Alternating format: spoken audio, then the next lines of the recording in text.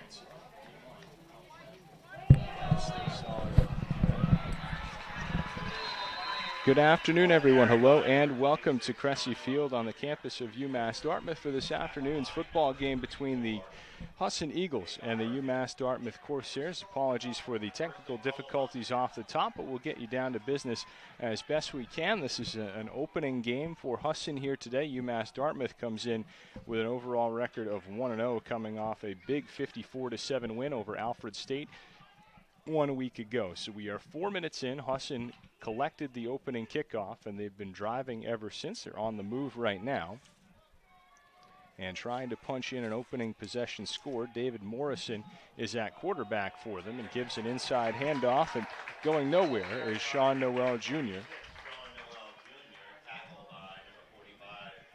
Corsairs came up with a quick tackle from J.J. Delgado.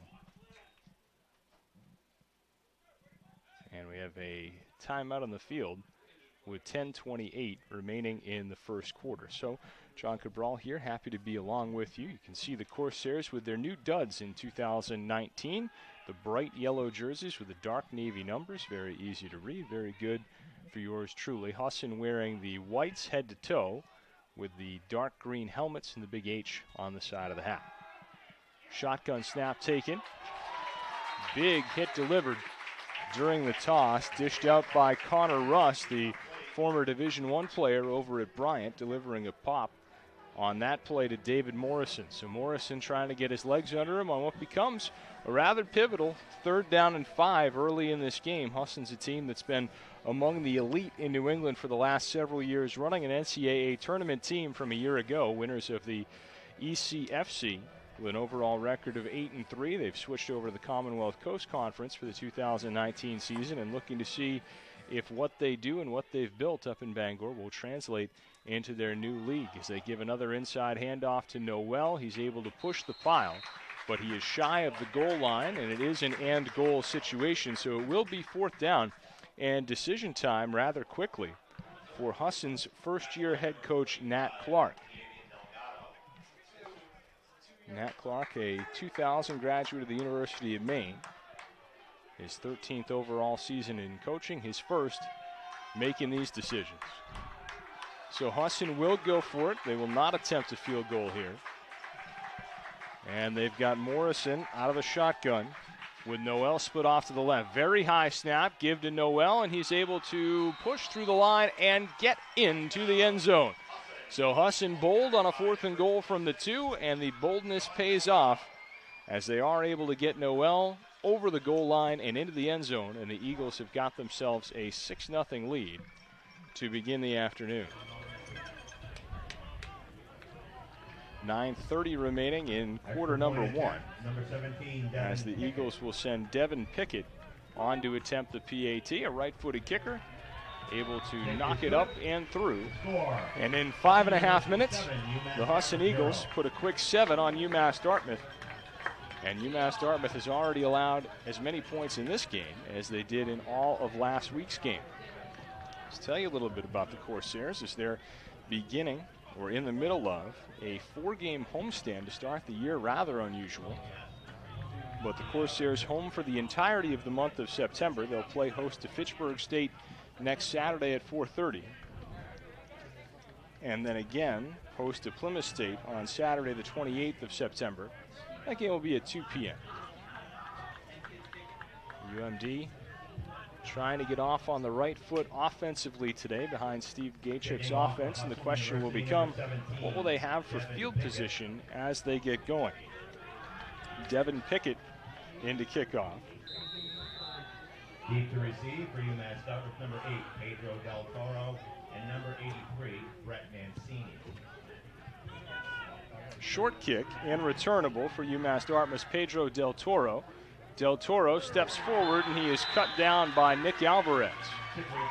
Good pursuit, good tackle by Alvarez, but a short kick will set up the Corsairs in pretty good position with 9:25 to play in the first quarter.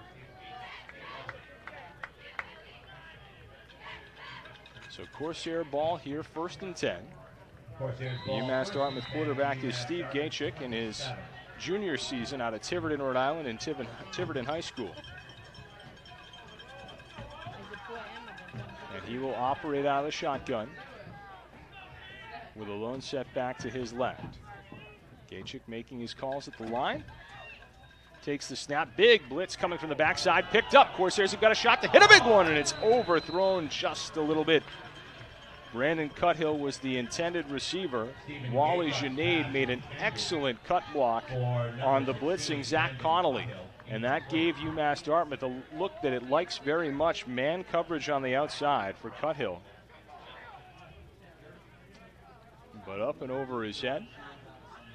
And so UMD goes back to the drawing boards.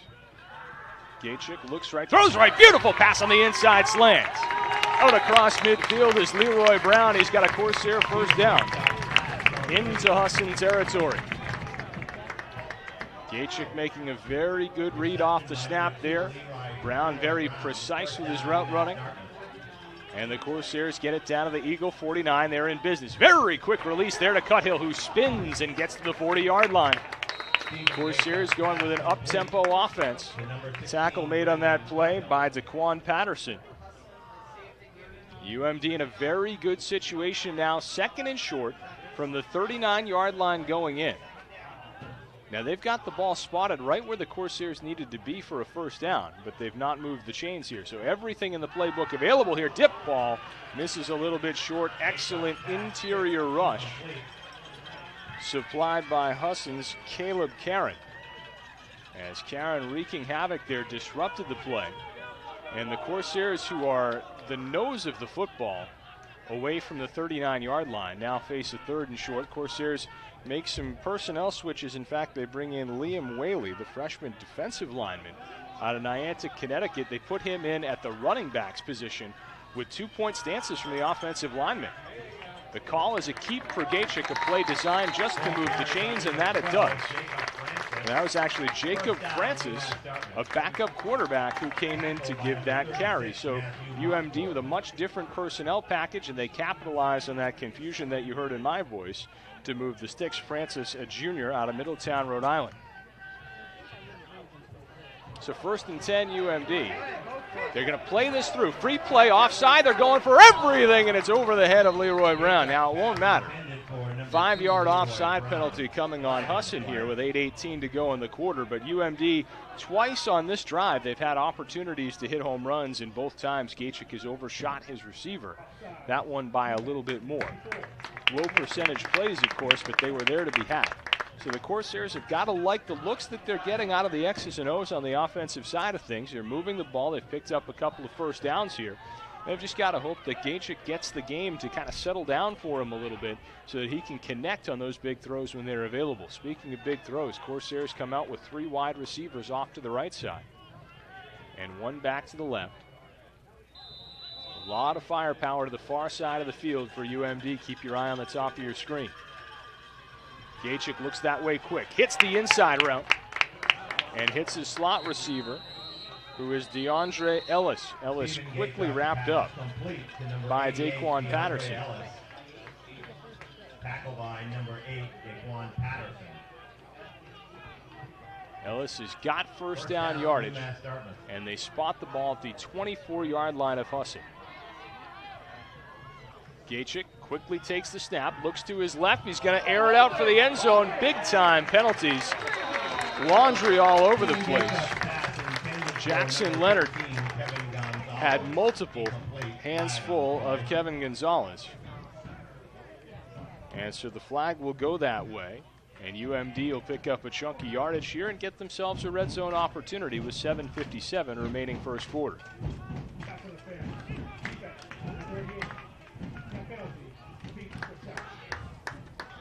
Referee for today's game is Craig McDonald.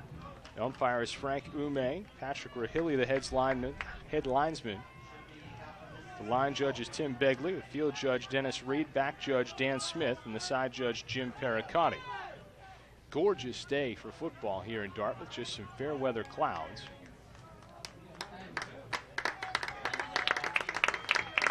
Kick time temperature 75 degrees. And getting warmer on a gorgeous fall afternoon. Husson showing a stunt blitz from the right side. A big bluff by Montfort. Corsairs now with some motion across the formation as they send out Jeremy Jackson wide to the right. Husson backs off the blitz that they show. Gajek about to take a big hit, delivers to the end zone and connects with Leroy Brown for the touchdown. Timing is everything, and Gajek about to take on a big hit from his blind side, releases the ball just in the nick of time, and Leroy Brown, the junior out of Milton, Mass, hauls it in for 6.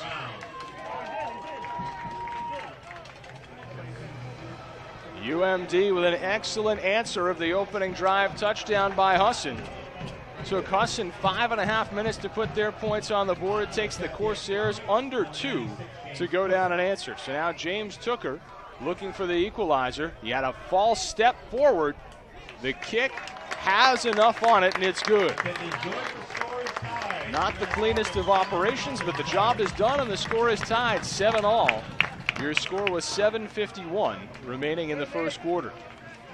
Well, hope you didn't miss the start here today. It's been very eventful. Each offense methodically getting downfield, finding a way to score, and setting the stage for what could be a very interesting day.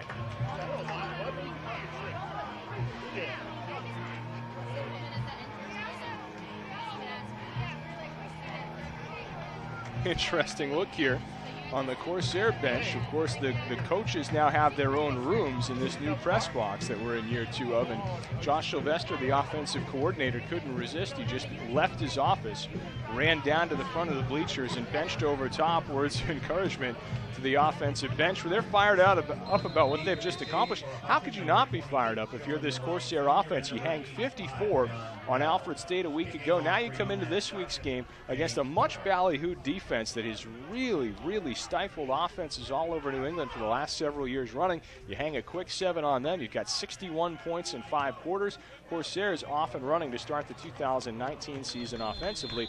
The kickoff, not so much. Tumbles out of bounds, so it'll be an illegal procedure here on the Corsairs. That'll set Husson up with good field position to try to go and get the lead back with 7:51 remaining in the first quarter. Well, early kickoff here today. Of course, Husson coming all the way down from Bangor, Maine. And an awfully long ride home, so it pays to get the game started early. And what a start it's been on both sides. Tied at 7 aside. Free kick out of bounds. Kick team. By rule, the ball in place on the 35-yard line. First down. So the penalty puts the ball at the 35-yard line. And the Eagles take over 65 yards from pay dirt in a tie game, 7 aside. UMass Dartmouth coached by Mark Robichaud. Associate head coach now is Steve Fanuel. The assistant coaches, Josh Sylvester, Ryan Struthers, Ryan McCormick, Justin Borden, Michael Slaughter, Joe Teixeira, Jay Azalea, and Rick Martin. So the Eagles go back to work on offense. Morrison takes the snap, slides to his left, delivers over the middle to a wide open receiver who dropped it. Keyshawn Robinson had first down yardage at least to midfield and dropped the ball. He was open. Snuck in a couple of steps in front of Mo Rainford, but couldn't haul it in. Corsairs catch a break there. And now 2nd and 10 from the Eagle 35.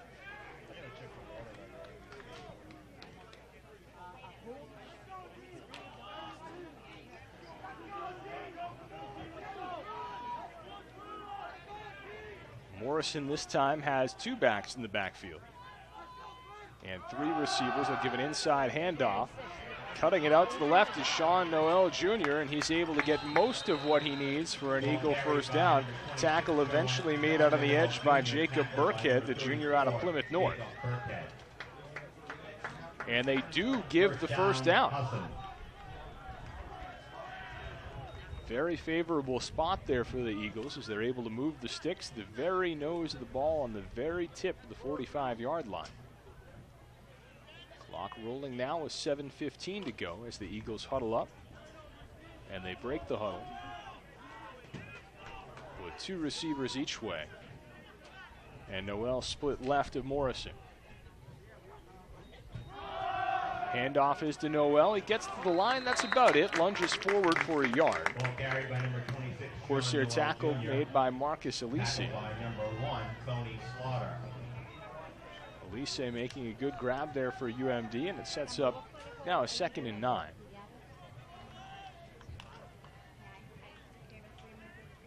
Eagles huddle up again. Don't see a whole lot of that nowadays.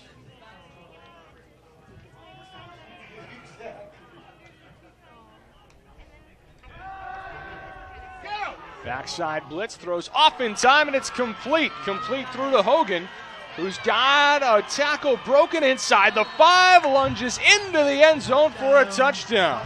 What a play by Aiden Hogan, the big tight end out of Morgan, Vermont, as he channels his inner Rob Gronkowski there, busting through tackles and carrying others into the end zone to throw the Eagles back in front. Big play when a big play had to be had for Husson. And they jump back in front 13-7. Extra point pending as Devin Pickett lines it up. Boots it through. So dueling banjos from these offenses. In the opening 9 minutes, we've seen 3 touchdowns. Very crisp, well-executed offense on both sides, as both sides able to overcome a couple of missed opportunities. Of course, you had a drop on that last drive by Husson at midfield. UMass Dartmouth had a couple of deep balls available that they couldn't connect on. Nevertheless, each offense has been able to do everything it's wanted to do in these first 9 minutes, and so the Corsairs now have got to find another way to counter to try to keep up in this game, because when an offense gets off to as fast a start as Husson does, you have to figure they're going to be able to stay in some sort of rhythm at least until halftime, and you have to start thinking even this early in the game, this is the type of a day where we're probably going to need more than 30 points in order to come up with a victory, and the Corsairs are going to have to leverage any opportunity they get offensively in order to do so.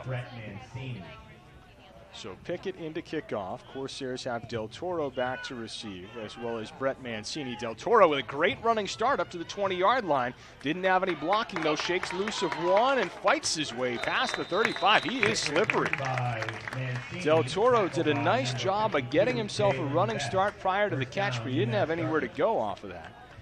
And he just used his 5'6" frame to stay below all the tacklers and just kind of twist and slide away from prospective tacklers. He gets up across the 35 to the 37. So you just saw Husson score quickly on a 65-yard field. Corsairs looking at a little bit less than that as they're 63 yards away from tying the game, as Steve Gachik goes back to work. He's got a 4 wide receiver set and a lone set back to his left. Gachik throws around coverage, gets it out wide on the receiver screen. Good dancing along the sideline by Jason Hudson, as the senior from Hudson, New Hampshire, is able to step forward and pick up some good yardage for the Corsairs.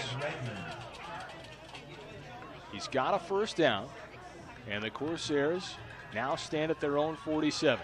Gachik quickly takes the snap. Same play. Hudson can't get through the tacklers this time, but he is out across midfield. Picks up a couple as Zach Connolly, the senior out of New Britain, Connecticut, quick with the wrap-up. So give it 4 yards on the play for the Corsairs. Sets them up. First down yardage across midfield. So Hudson must not have had it on the prior play. Looked like he had 10 yards square on. They must have made it second and short. Hudson moves the sticks with that one. Gachik looking the other way now, over the head of his intended target, but we had a penalty flag fly in from the back judge. DJ Machado was open in front of the Husson bench, and it went sailing over his head, but the flag came from between the hash marks. So likely some kind of defensive back contact that was not on the intended receiver. And those things can really help sustain drives, because they really give a mulligan to an offense that just lost a down. Holding. Defense, number 8.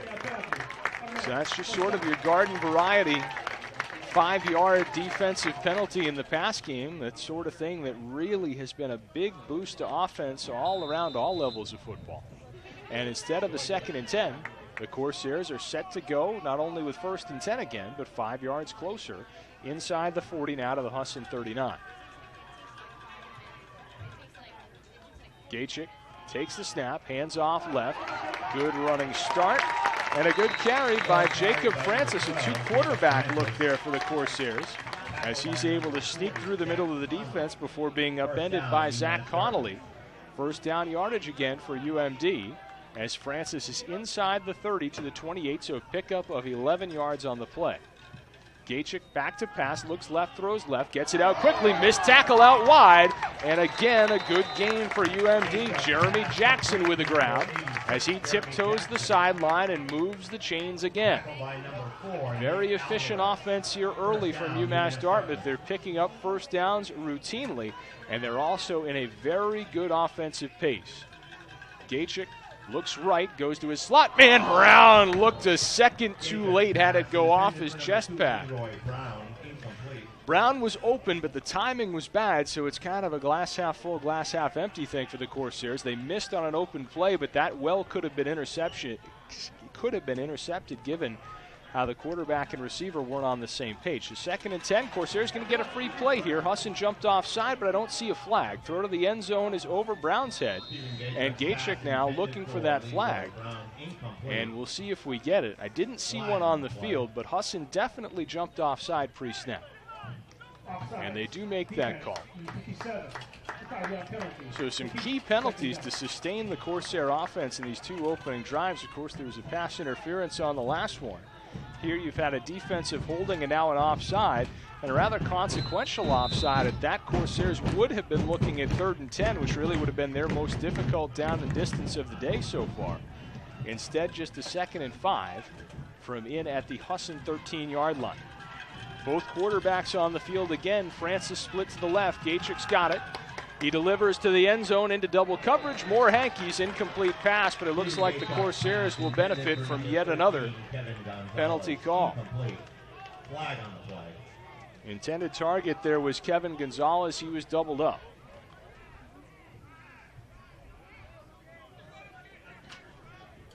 We'll see if Craig McDonald can sort out the mess for us.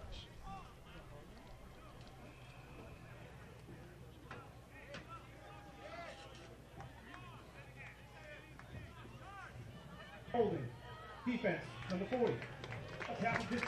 So a defensive holding on that play called against Zach Connolly results in an automatic first down. So the 3rd penalty against Husson on this drive, as the Corsairs getting a lot of help as they try to come and even the score for a 2nd time in the first quarter. Still 4:34 to go in the first.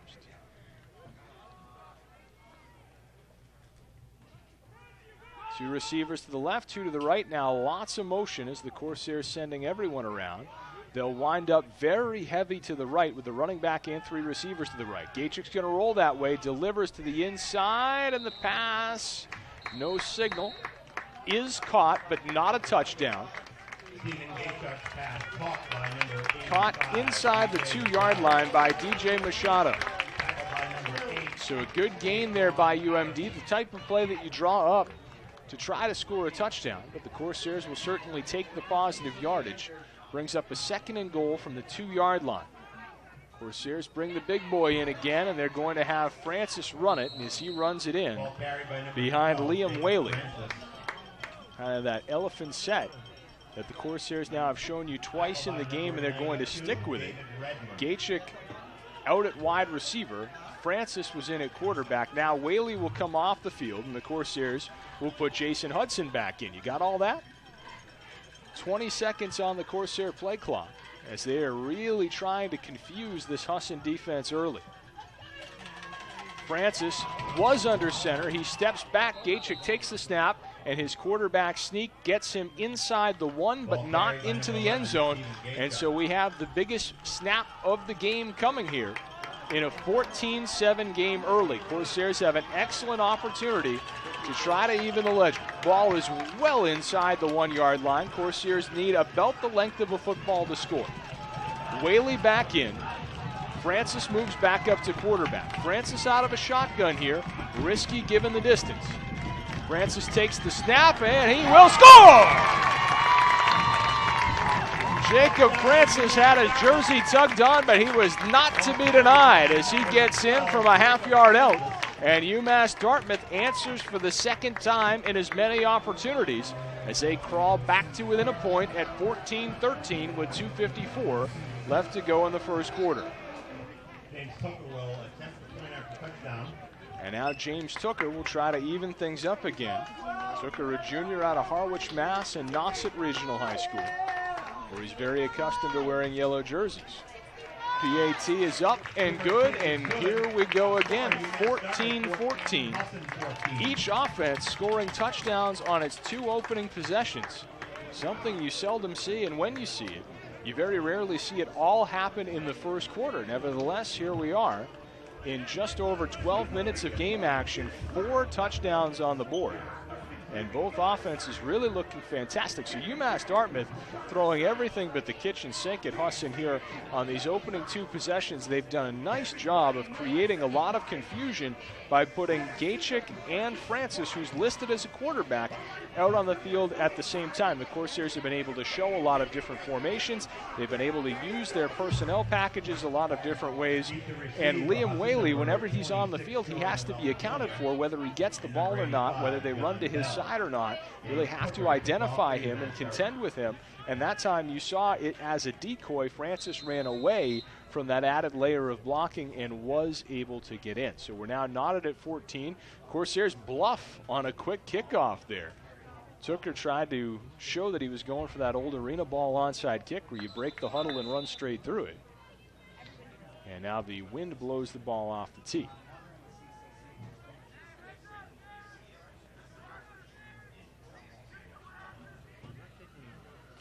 So certainly a lively start to this one as the Corsairs try to find their way to 2-0 on their home turf.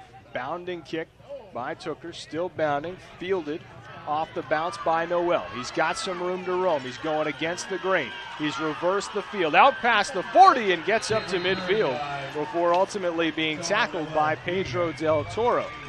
So the good news for the Corsairs was that kickoff stayed in bounds. The bad news for UMD is their kick coverage team was not able to get down quickly enough, and Noel was able to get a running start up into the football, took it and ran. And Noel, of course, a tailback by trade, had no problem getting a full head of steam, reversing the field, and getting out to midfield. So Husson's got a prolific enough offense as it is. They're being really, really helped by short fields as they'll start this one from right in the middle of Arnie's three-cornered hat. Back to pass. No penalty there, as you saw Morrison throw deep to Keyshawn Robinson. He got tangled up with Mo Rainford. On a day where we've seen a lot of laundry, surprising not to see one in that case. 2nd and 10.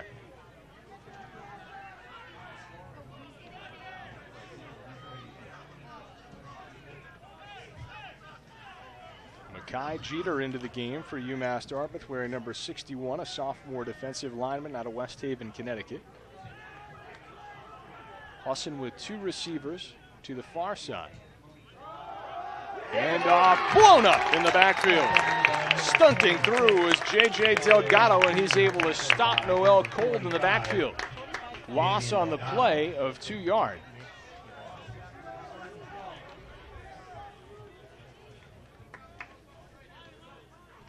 And a big opportunity here for UMass Dartmouth on a day that's been characterized by offense so far. You've got a real chance to force a punt early in a game, give yourselves a chance to take the lead late in the first quarter.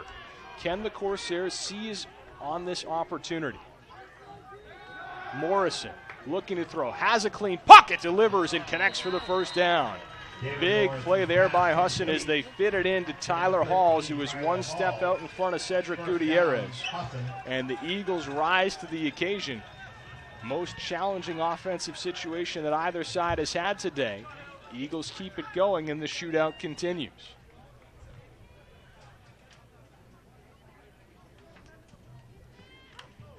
.140 to play in the first. 1st and 10 from the Corsair 37. 2 in the backfield now for Husson as they've got just 1 wide out in either direction. Inside handoff for Noel. He's able to scoot across the 35 and finds his way down to about the 33. Noel Jr. Tackle by number 77. Corsairs get a tackle from Marcus Alisi.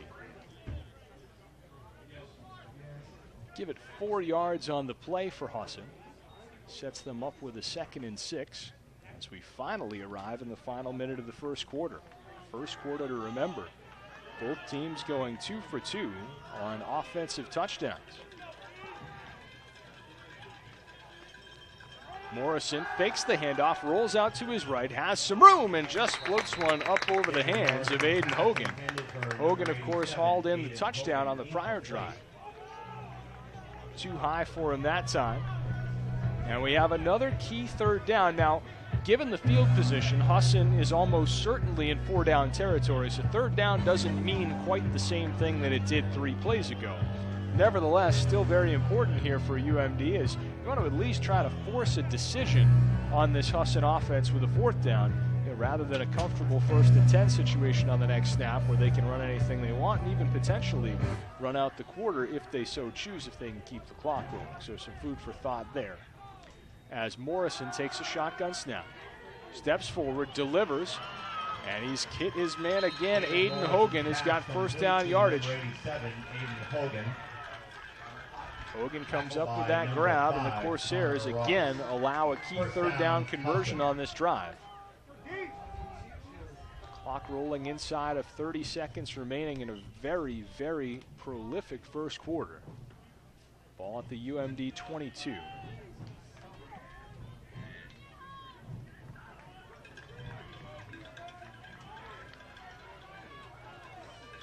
Morrison takes a high snap. Looking to his left, was fixed on Hogan and completes the pass. Connor Russ was all over him. The ball was tipped, but Hogan comes down with it, rips it away, and gets in for a touchdown with 8 seconds remaining in the first quarter.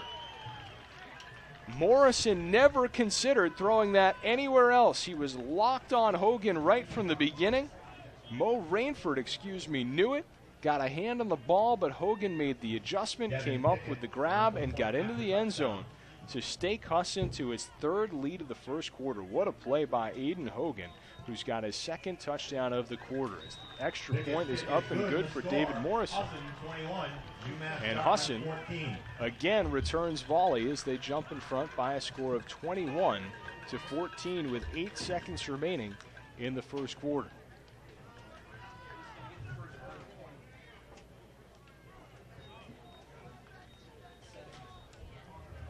This game starting to take on a whoever has the ball last wins type of a feel.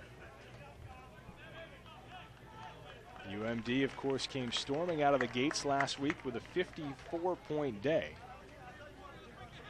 And they're on pace to have another huge day offensively as it is right now, but they have not been able to keep the Husson Eagles out of the end zone, and as such, because they didn't get the ball first, they've been either trailing or tied the whole game, where Husson has had that inside track where they've been playing either with the tie or the lead for the entirety of these first 15 minutes. Puts a lot of pressure on the offense, that's answering, to always have to answer. Short kickoff. Bounces, Del Toro picks it up but goes to his knees to do so, and so it's blown dead at the 26-yard line. So a longer field than the Corsairs are accustomed to. And they're going to have to climb some 74 yards to try to tie this thing up. Now, this is going to be difficult for UMass Dartmouth's offense, not only because of field position, but you also had 3 penalties called in your favor on the prior drive. Chances are that's not going to happen again here. So they're going to need to be able to get the plays they need to get without a lot of help from the folks in stripes. Gaethje out of the shotgun, looks, made a late decision not to toss the option. He had Luis Gonzalez to his right, hung on to the ball, and was stuffed. So the Corsairs will be looking at 2nd and double digits when we come back. That's the end of the first quarter from Cressy Field. With your score, the Husson Eagles 21, the UMass Dartmouth Corsairs 14. We'll take a quick break and come right back. You're watching UMass Dartmouth football on CorsairAthletics.com.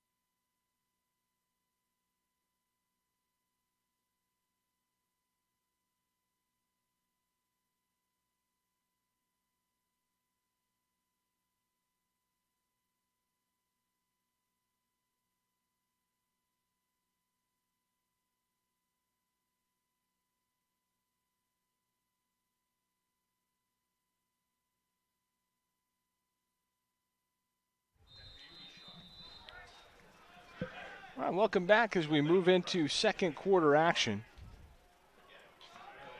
Over 250 total yards of offense and more of it coming here as UMass Dartmouth connects. Abby Bambo's left all alone. He's got huge yardage and he will break through for the touchdown. Corsairs from 77 yards away score their third touchdown of the afternoon. Abby Bambo's hauling it in from Steve Gachik, and it's a 1-point game again at 21-20, or is it? We've got a penalty flag down.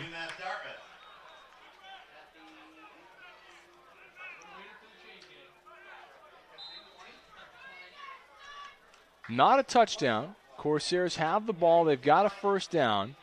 Perhaps Bambo stepped out of bounds. Never saw a penalty actually called. Inside slant. Brown lost it. Second time today that Gachik and Brown haven't been able to connect on that. Heck of an effort there by Abby Bambos. Ends up being 57 yards instead of 77.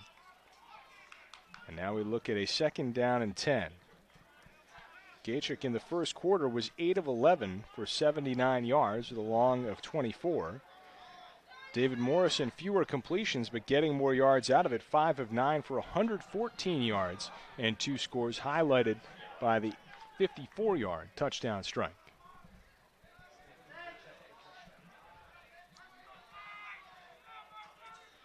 Gachik looking to his right, airs it out, headed for the end zone, trying to hit Hudson. He can't do it. Defender runs through it, but after the ball had arrived. Third down and 10 now coming up for the Corsairs.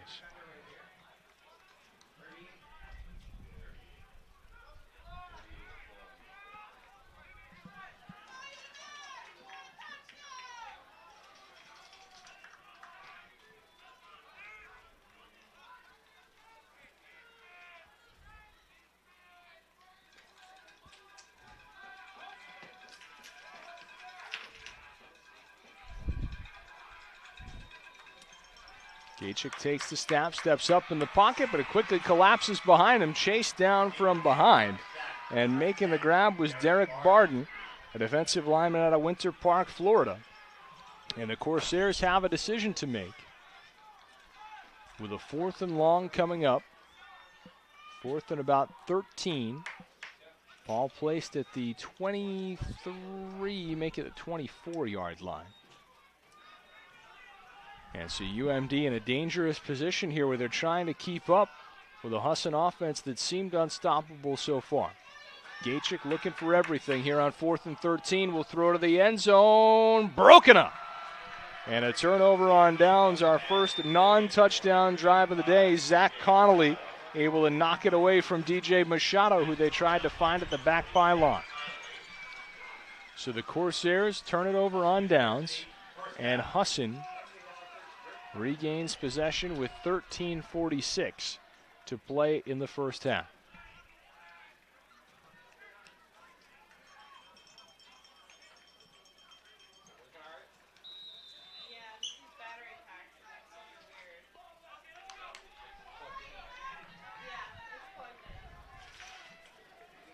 So David Morrison goes back to work for Husson as they get a chance to put some distance between themselves and the Corsairs. A counter to Noel. Forcing it back inside on the play was Jeter. Tackle made by Delgado.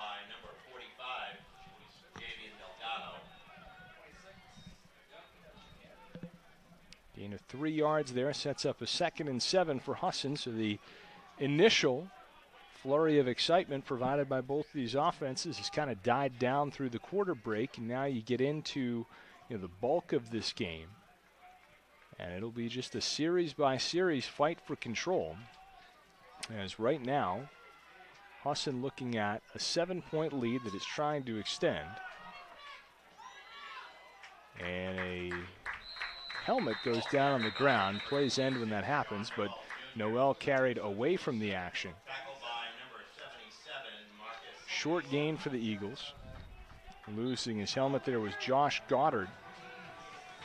And so he comes off for the moment. Corsairs will staff up their pass coverage as number 30, Chris Gomes, the defensive back out of Taunton, trots on. They've got another key third down for the Eagles. They converted 2 big ones on the last drive on their way to a touchdown. Here they've got a 3rd and 6 from their own side of the field. It's Morrison set to work, looking at a big blitz from his face side. Delivers a pass, but a huge hit by Burkhead will force a 4th down. Pass was hauled in by Tyler Halls, but he had no time to do anything about it as Jacob Burkhead read the play, delivered the pain, and the Corsairs get off the field. We'll finally see our first punt of the afternoon some 18 minutes in, as the Eagles trot on Aaron Parody, the sophomore from Poland Regional. Kicking for Husson, number 29, Aaron Paradise. Corsairs have got Del Toro back to receive. Jason Hudson back to receive. Kick bounds across midfield, but that's about it. So a short punt, and the Corsairs will set up on a short field, and they'll get a second chance to try to tie this game up again. So every time you're in a game that starts out like a shootout, you kind of hold your breath when the trailing team doesn't score, because it might just be one of those days that the other offense stays white hot for the whole game and it turns into a boat race. But the Corsairs, at a key moment in today's game, come up with an important stop, and not only do they get the stop, they get it on Husson's side of the field, so they take over with good field position. 1st and 10 from their own 45-yard line, as Steve Gaitchik goes back to work with 11:47 remaining in the half.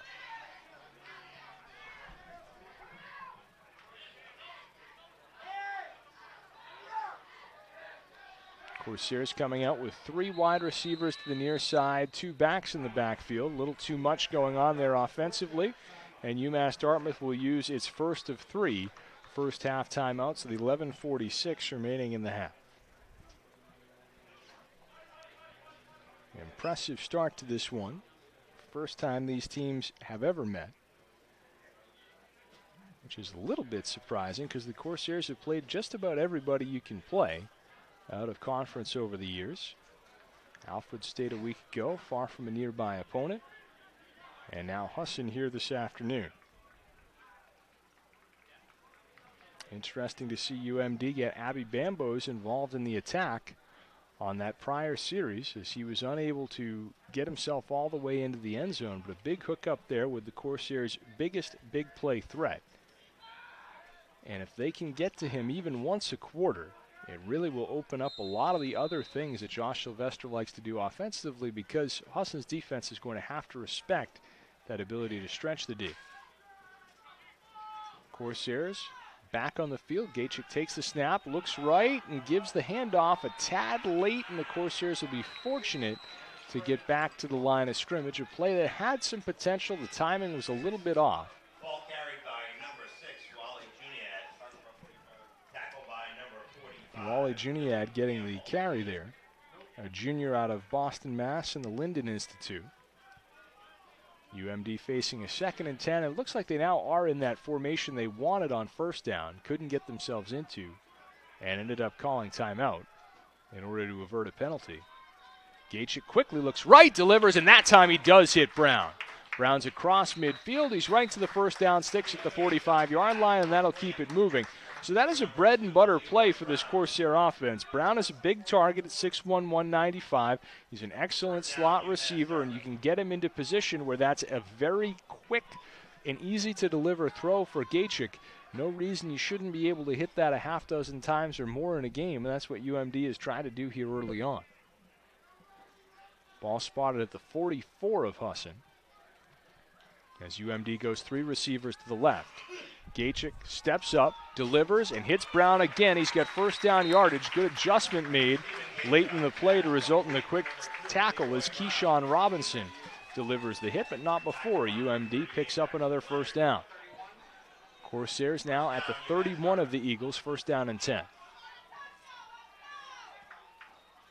Gaitchik looks to his right. He's going for everything, throwing deep, out of bounds. Pass was incomplete anyway, but DJ Machado, after a push in the back of his opponent, was unable to find room along the sideline. No penalties one way or the other. 2nd and 10 Good time to take a shot there for the Corsairs. An excellent field position in a first down situation. And you're confident you can pick up the underneath stuff now that Leroy Brown has kind of found his rhythm, made a couple of grabs in a row. We've got a pre-snap penalty. Looks like it'll be a false start on the Corsairs. That's one thing that UMass Dartmouth has been very good to avoid so far, has been offensive penalties. They pick up their first there. And now suddenly looking at a second down and 15. So the Corsairs were pretty solid on the fundamentals in the first quarter. Held on to their full complement of timeouts, weren't penalized, and so far on this drive, they've committed both of those bugaboos. As Gaechik had his protection fall apart, and he's going to have to take a sack way, way back as he's grabbed down by Caleb Karen. Really nothing Gaechik could do about that as both of his linemen to his right side fell down.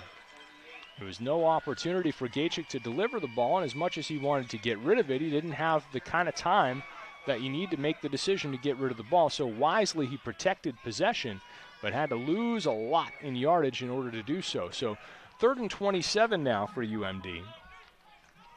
And you'd have to think they're going to need to pick up at least double digits to make things interesting on a 4th down. Otherwise, you're probably in what would be the first punting situation of the day for the Corsairs. They'll give it off to the left side. Receiver's going to throw, and it almost worked, but off the fingertips of Jeremy Jackson. So it was a handoff to DJ Machado and not a pass behind the line. So the forward pass was still alive. Machado, the southpaw, delivered and tried to go up top to Jeremy Jackson. Couldn't get it there.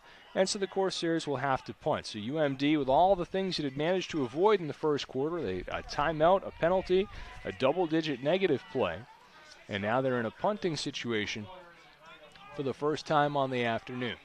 Their punter is Jeremy Jackson, who was, ironically enough, the intended receiver on the prior play. He'll take the snap, gives it a straight-up right-footed boot. That's actually going to spin backwards while it's still in the air, never a good sign. And the ball bounces back in the field of play to the 47-yard line of Husson. So a punt that stays in bounds and goes 5 yards. You do not see those very often. Went a mile high, but not as far. So another big opportunity here for the Eagles to try to open the game up.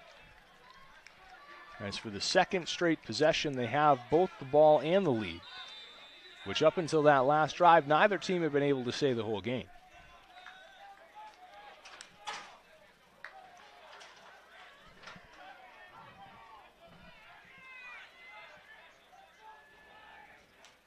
Morrison sprints to the right, has the option, tosses it at the last second to Noel. Corsairs really played it perfectly. It's really the whole name of the game when you're playing defense against the option, is you want to force that pitch, make the quarterback make the decision. Corsairs were able to get hits on both players, and they stop the play for a loss of 2, brings up a 2nd and 12 with 8:48 remaining first half.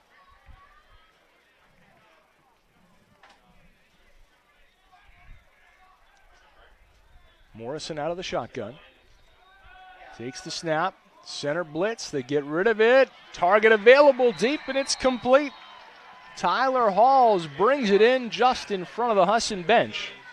Big gain for Husson, and they've got themselves a first down into Corsair territory.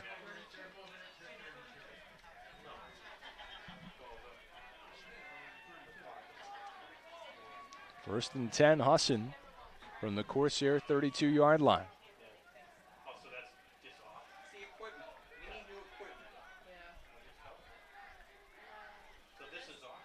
Morrison gives to the inside. Noel steps left, and he's able to sneak inside the 30-yard line.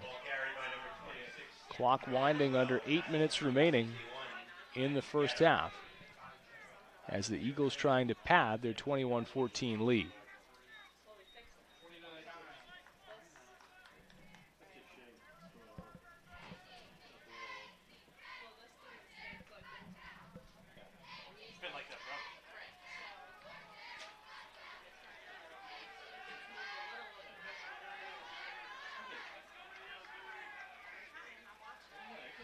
Morrison calling out signals. High snap over his head, and he'll have to fall on it.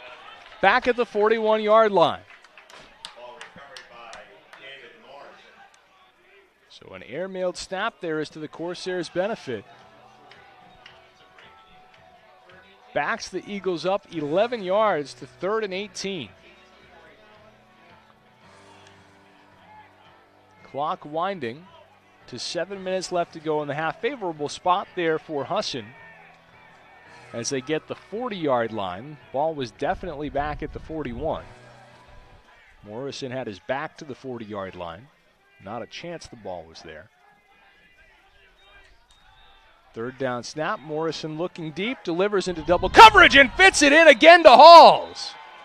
Pinpoint accuracy there as Tyler Halls comes up with his second circus grab of the drive, and Husson gets a new set of downs. Cedric Gutierrez unable to keep up with Halls there, let him sneak away to the sideline. And the Eagles come up with a massive conversion there to get it down to the Corsair 17. As they are in search of what would be the first 2-score lead of the game. 2 running backs in there now. They give inside. Noel, nowhere to go as he stood up at the line. Corsairs push back. Delgado and Alston George teaming up for the tackle. George, a senior lineman out of Foxborough, Mass.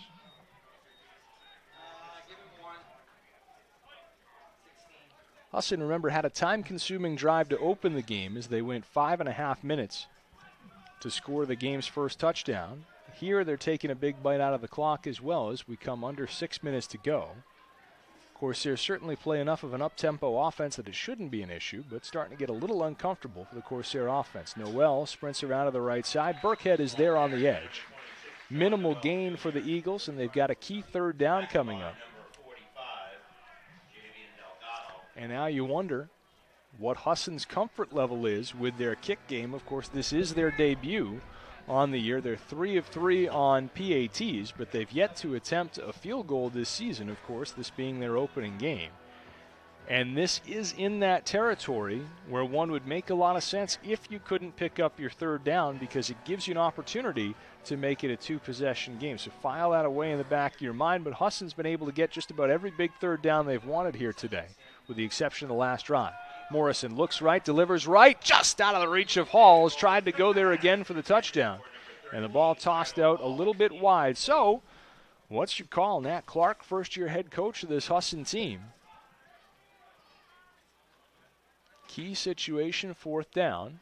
It appears all the same personnel stays on the field, so Husson, with the 7-point lead, will go for it on a 4th and 7 from the 14-yard line rather than attempt what would be about a 31-yard field goal. Some teams can do it, others can't. Some teams just don't want to.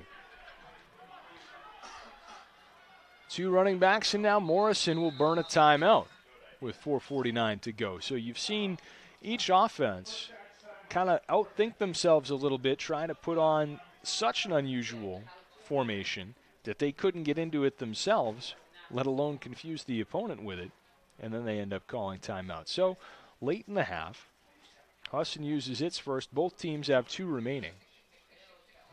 4:49 to go. Each offense scoring touchdowns on its first 2 series. Husson also scoring on its 3rd. And we've had 3 subsequent drives that have not ended in points. 2 UMass Dartmouth drives with 1 Husson one sandwiched in between. And now the Eagles trying to pick up a substantial lead for the first time today, as they've had 3 separate 7-point leads, trying to really make this one stick after the Corsairs answered the first 2 times. And so with some, but not a ton of time left in the half, this becomes a very important play for Husson, because they can more or less guarantee a halftime lead if they can convert here. 3 receivers to the left, a lot of space in between them. Keep an eye on their tight end, Aiden Hogan, to the inside slot. Morrison chased out to the right side. He has only the one option left, delivers it right near the goal line. The pass is incomplete. Over on the right side. Corsairs did a good job taking all of the primary targets away on that play. Broken up by number 9, Sam Krieshke. First down, UMass Dartmouth. Husson had to go to option number 4, couldn't connect. Patrick Cullen unable to bring that in for the Eagles. And UMD will take back over at their own 14-yard line. So lousy field position for the Corsairs as they begin, but they'll certainly take it because they come up with a key stop to keep the game within one possession. And another thing you got to keep in mind now, if you're UMass Dartmouth, you're set to get the second half kickoff. So you don't have a ton to worry about here. You should just be able to go have yourselves a normal drive with 2 timeouts and more than 4 minutes to go.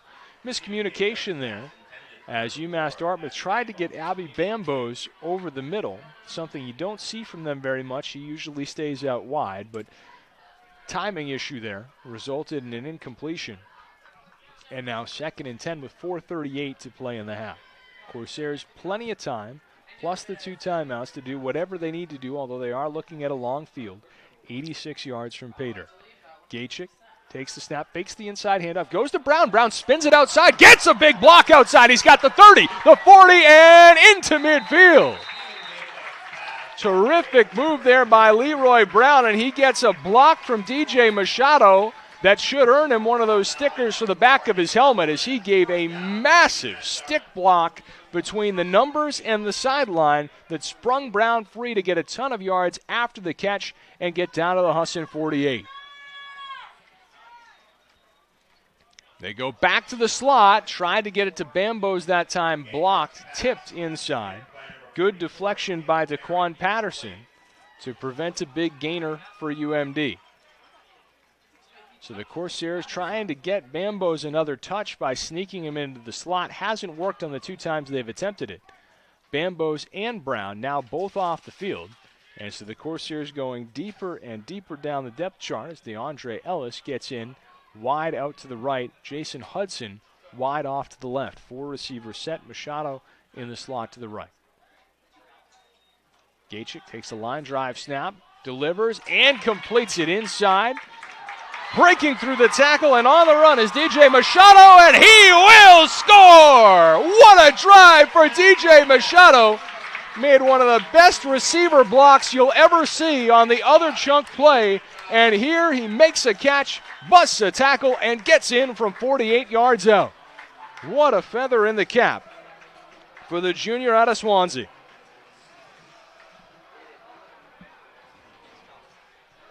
For the 3rd time today, UMD back within a point. 21-20 with 4:02 left in the first half.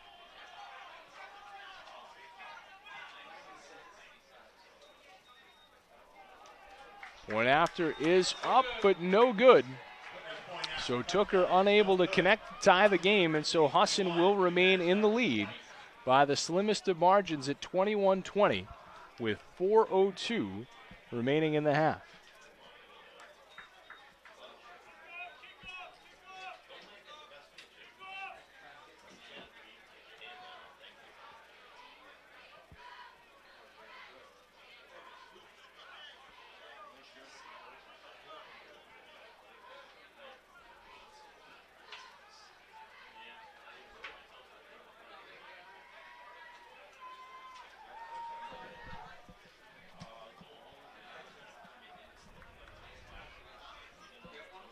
So 4:02 to go in the half. Corsairs remain behind, but they do answer the touchdown. A lot of times that's something you can sort out later. Jim Mullins is on the PA today here at Cressy Field, as he likes to say, the game is won and lost on the field, not on the scoreboard. And we'll see whether or not that proves to be the case today. Corsairs fake that quick kick again. Ooh. I'm staying on top of it for you. One of these times they're going to do it. So how about this UMass Dartmouth offense? 74 points in 3 halves, but yet still down by 1 with 4:02 to go. Another bounding kick, overrunning it this time is Noel. Had to go back to get it. Sometimes you get over pursuits there, and Noel is still able to find it to the 35-yard line. It's very tough when you're covering a kickoff like Baez was there. Jairo Baez able to come up with the tackle. Anytime something happens that you don't expect on a kick return, your responsibility is to run your lane as fast as you can, as hard as you can. If something crazy happens, like the returner overruns a bounding ball, you still have to run your lane. You can't really make an adjustment to that on the fly. And so a lot of times, if the returner is able to recover, they're able to do better against your kick coverage than they otherwise would have, just because it's further back than where it normally is. And Noel took advantage of it there to salvage the return. High snap. They do get the handoff off to Noel, and he will cover and get about 4 yards going forward. Maybe 5 up to the 39-yard line.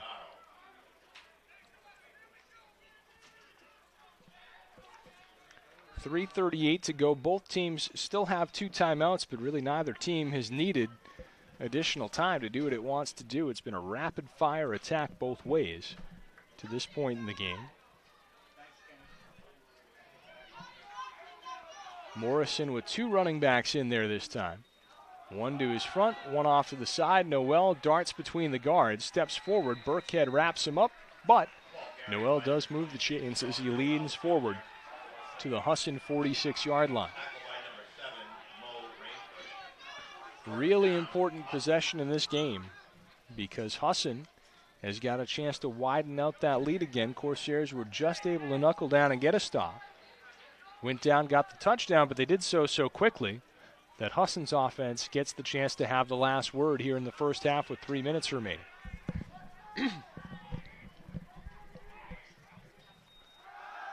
Morrison floats this one, going for it, and hauling it in again is Halls. Halls has made 3 huge catches for this Eagle offense as he is doing whatever he wants with Cedric Gutierrez right now. A lot of confidence in that toss by Morrison as he didn't really put any zip on it, just floated it out there. He's got that kind of confidence in Tyler Halls that he can go up and get it. And rightfully so. 1st and 10 now, Eagles from the Corsair 30. 2.5 minutes remaining. Tight formation to the near side for Husson. They've got 2 receivers split out to the right. Noel nearly had it blown up in the backfield. Corsairs missed the first tackle, but Burkhead comes over the top along with Delgado to make the stop. Loss of 1 on the play, so now 2nd and 11. And if you're Husson right now, you're really trying to do 2 things at the same time. You want to score, but you also want to make sure that UMass Dartmouth doesn't have any time to get it back before halftime. So a pretty good spot here to have a running clock as you come inside the final 2 minutes. 4 wide receiver set as Morrison goes back to work. He's changing out the formations and perhaps the routes here as he's barking toward his receivers, not his linemen.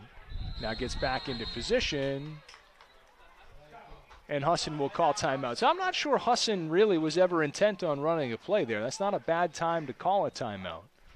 With the clock running, like I said, you're trying to whittle it down to keep the ball away from UMass Dartmouth. So why not just have the quarterback go crazy there, see if maybe you can get the defense to jump offside. If not, you call that timeout. Now they're down to 1, which doesn't sound like a lot, but when you consider that they're already at the 31-yard line going in, you really don't need more than just the 1. So Husson's set up really nicely here. If they can pick up another key double-digit conversion, which they've been able to do, and you've got to keep an eye on Tyler Halls, who's made 3 very big plays in the second quarter for this Eagle offense.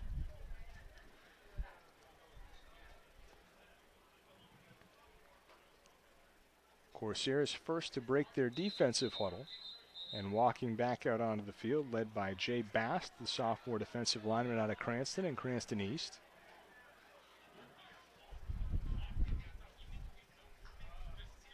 Eagles break into a huddle, and they're quickly out of it as the official's whistle blows to start the play clock at 20 seconds and counting.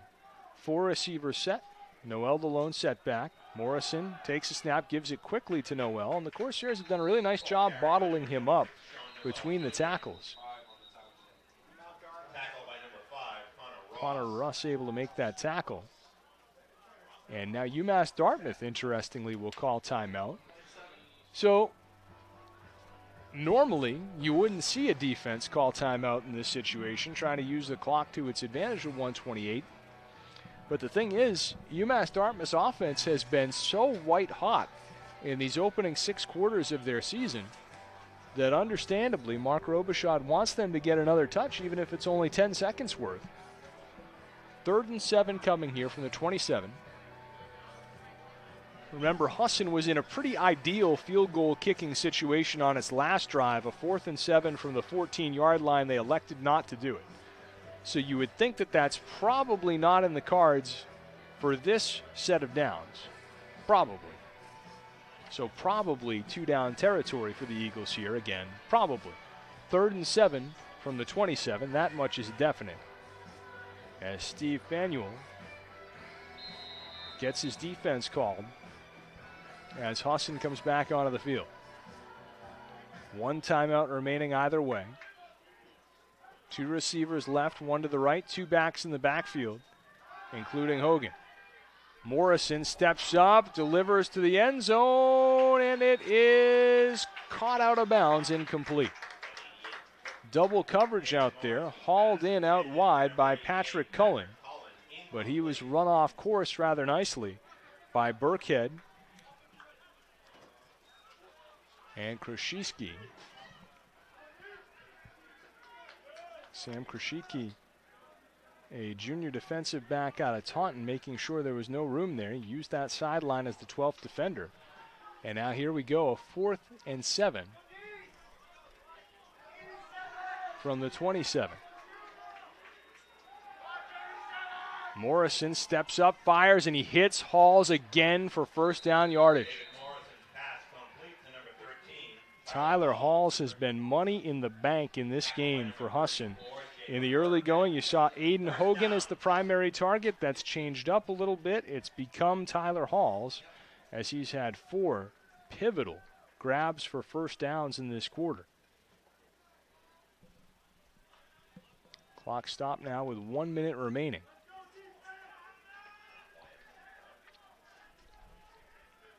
Now the Eagles bring in an extra lineman to the left, spread it out to the right.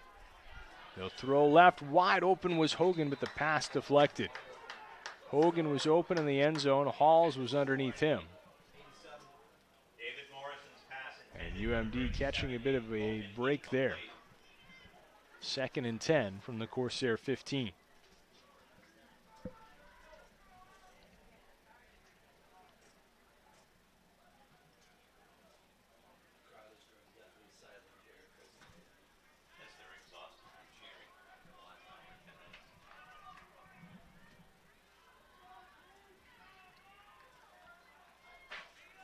Two receivers out wide to the right for Husson. Everybody on the left side staying tight to the line of scrimmage. Same formation and same play, and that time it's deflected. Flag comes in late. Husson went back to the same play they'd just run. They liked the look that they'd gotten. They got what they wanted, which was Hogan alone in the end zone. And Morrison just tipped his hand a little bit too much there. Looked there perhaps a little too quick. Corsairs got their hands up, knocked the ball down. Now, most things that are penalties in the secondary are not penalties when the ball gets tipped. We'll see whether or not that matters here.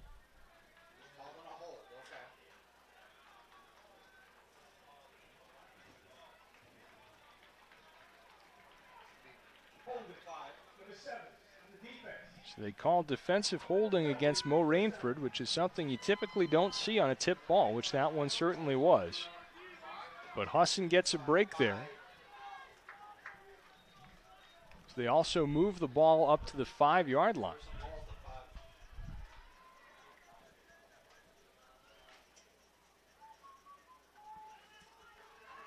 Officials still conferring as they're now going to interrupt play. Husson was ready to roll. Officials were still gabbing.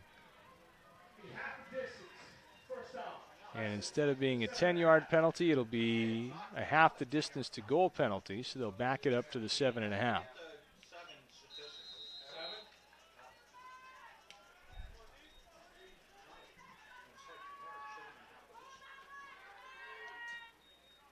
Morrison fires, caught out wide. Is it in bounds? No signal, still no signal. And I guess there'll never be one, but it is a touchdown for Husson as they're able to connect out wide to the right. Aiden Hogan bringing it in, and that's another one of those float throws from Morrison as he's got that level of confidence in his playmakers to go out and get the ball against lollipop tosses as he puts one out there. Hogan brings it in. And Husson has its 4th touchdown of the half as they trot on the PAT team. Big kick here. And that one is no good. So each team misses a PAT, so it remains a 7-point spread. It's a big break there for UMass Dartmouth, because if that point after were good, they'd spend the rest of the day trying to chase after that 1 point. It makes a comeback all the more difficult. Corsairs have still got 33 seconds here. Maybe time to make something happen. They also will get the ball to begin the second half, as Husson was able to take the opening kickoff and bring it the length of the field.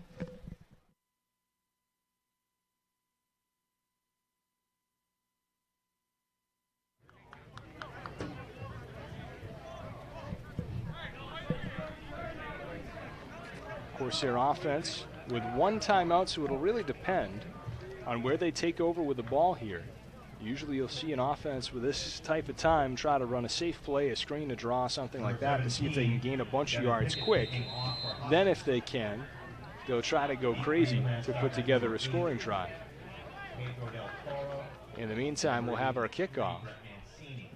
High spiraling kick. Del Toro backing up to the 8-yard line, hauls it in. He's got some room to run forward. He breaks through the initial wave. He's still going. Del Toro across midfield. Spin move, and a very late flag comes in. As Del Toro had made it inside the 45, the play was completely over, and then the penalty flag came in. So that will back the Corsairs up quite a bundle.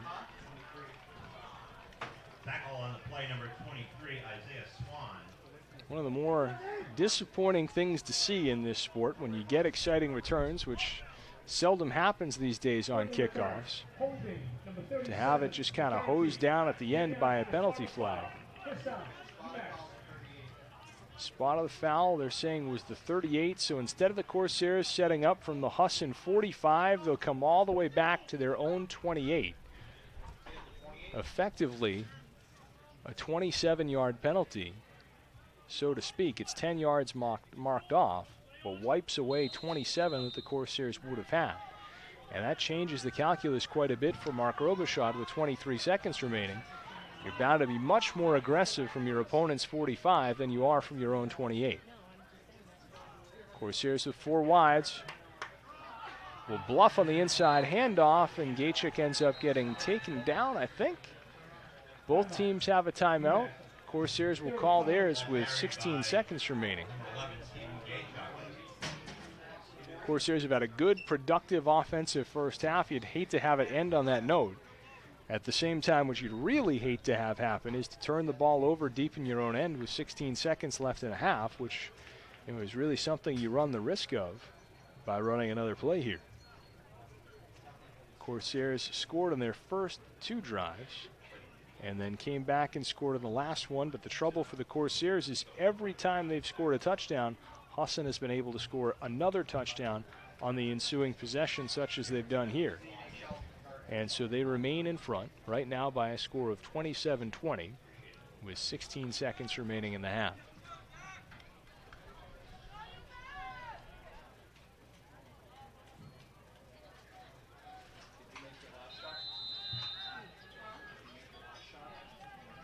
Four receiver set.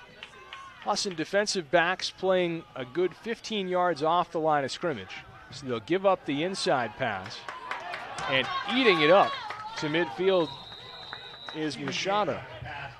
DJ Machado, who of course had the big one before. Corsairs sprint back up to the line, and they'll try to run another one. They down the ball with 4 seconds to go.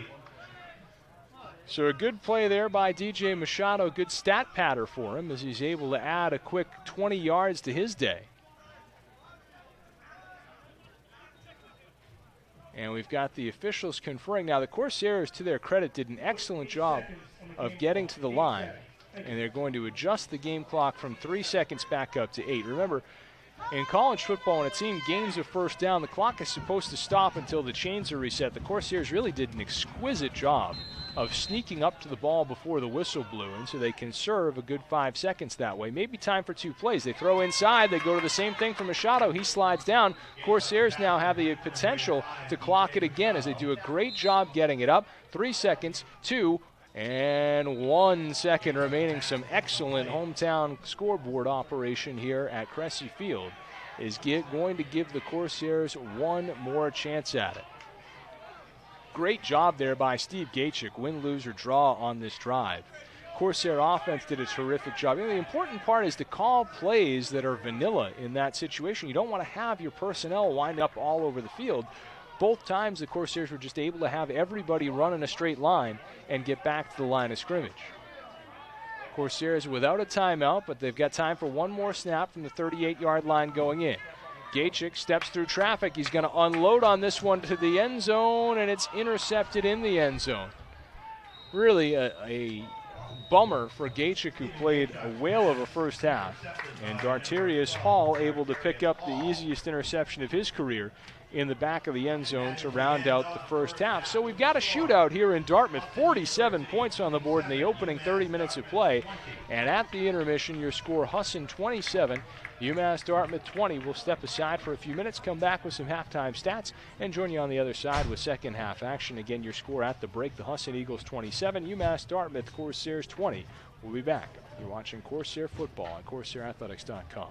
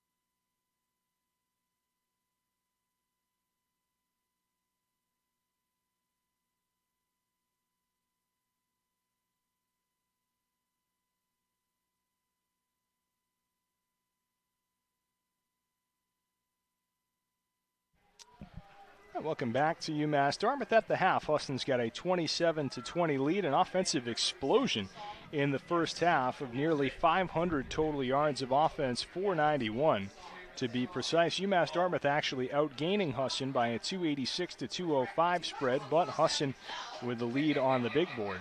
Husson ran 43 plays for 271 yards, and UMD ran 38 for 279, of course those being net yards.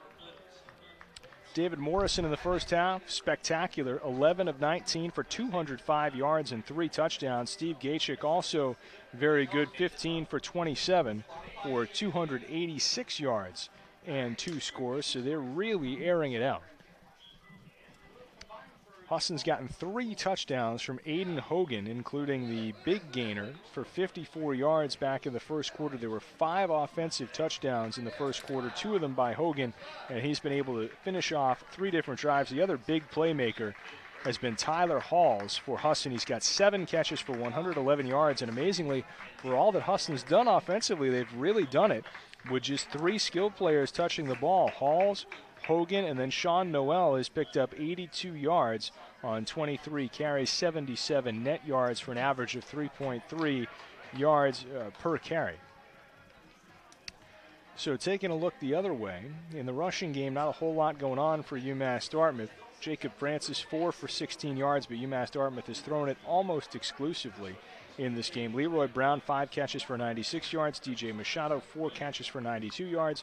Jason Hudson, 2 for 14, and Abby Bambos, the big one, 1 for 57. So that's where we stand right now. Teams are back on the field, stretching out, getting going, and we'll have play-by-play on the other side of the break for you.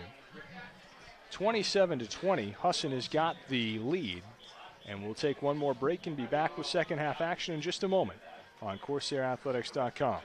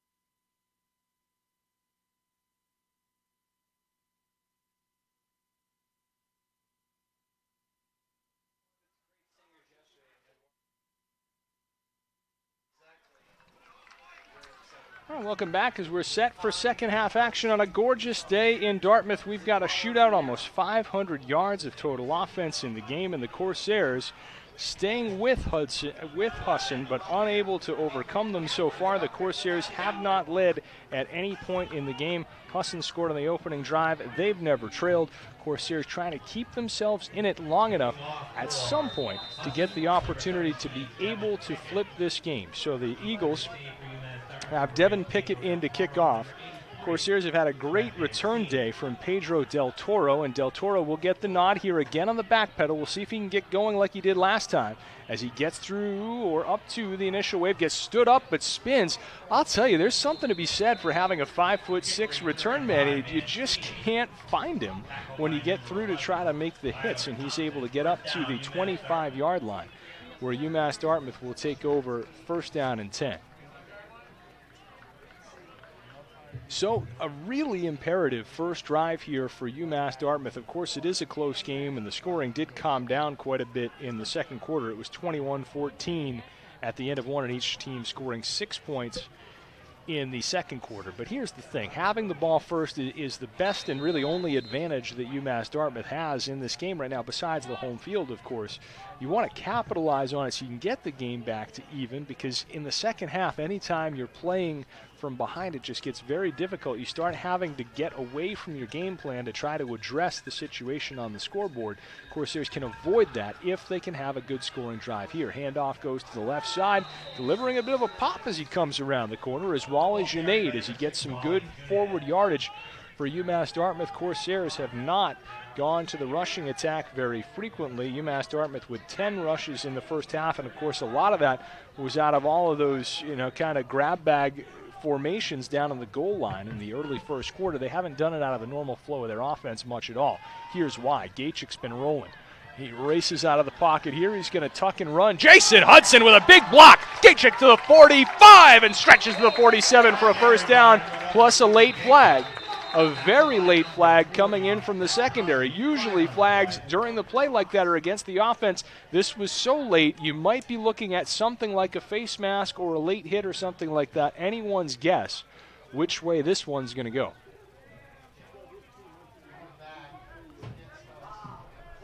So we'll take a look at it. This is really the second time in the last couple series that UMass Dartmouth has been hit with a flag very, very late in the play. Remember, on that kick return, Del Toro was down on the ground at the 45-yard line before they flew a flag all the way back at the other side's 38-yard line.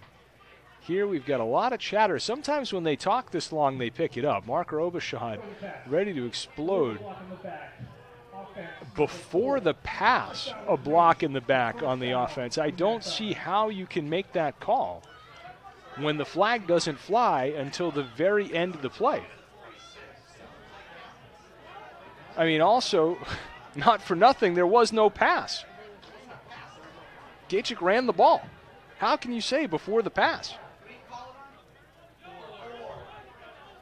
That's a really tough break because you had an excellent block. Jason Hudson got a real pop on the edge. And you just have to hope that either you get a makeup call or that the Corsairs can just get some justice here within the game and hit a big one.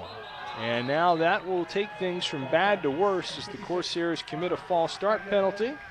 Jonathan Vilmont, the freshman out of Brockton, from the right guard's position, bluffing. And instead of a first down up at the 47 for UMass Dartmouth, what you have is a first and 15, but 20 yards back of where they otherwise would have been, is what I'm attempting to say. First and 15 from the 32 is the situation in actuality. Gachik slides, throws deep, but there's nobody there.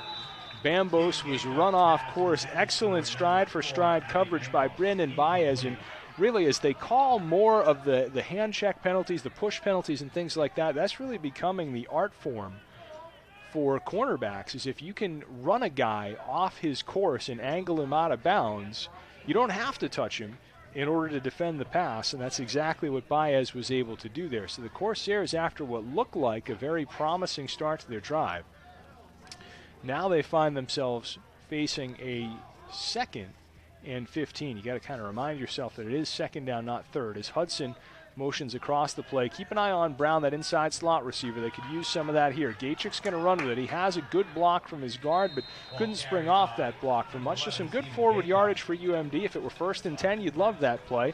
Second and 15, not so much, as they're going to spot that at the 34. And they'll give it 2 yards on the play. Corsairs now looking at a 3rd and 13. Of course, they've got the firepower to do it. Brendan Cuthill back on the field as a 5th wide receiver to the slot on the left side. Husson will bring the blitz. They float over top of it, and it's complete. Caught on the run by DJ Machado, and he's going to take it in again. Corsairs get the last laugh after the penalty, and they are in to score to come back within 1.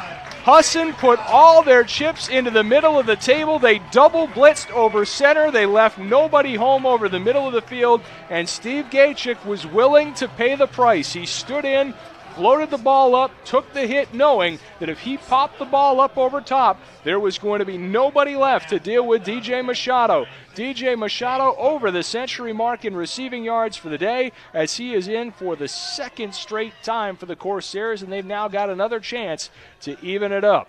Took her on for the PAT, missed the last one, but he's money on this one, and we start again, 27 up with 13:11 remaining in the third quarter.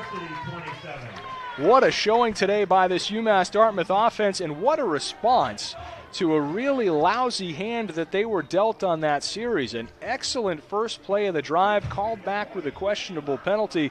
Corsairs hang in there, and they hit the big play on a key third down in double digits. Great execution there by Gachik, and then also over on the other side by Machado. 13:11 to go third quarter, and now anybody's ball game. And so the key for UMass Dartmouth, can you flip the script in this game? Because we've been following this script the whole game. Husson scores a touchdown, gets the lead. UMass Dartmouth scores a touchdown, comes back to tie it up. Of course, you had that missed extra point exchange where it wasn't tied at 21-20, but the pattern has been the same. Husson touchdown followed by Corsair touchdown.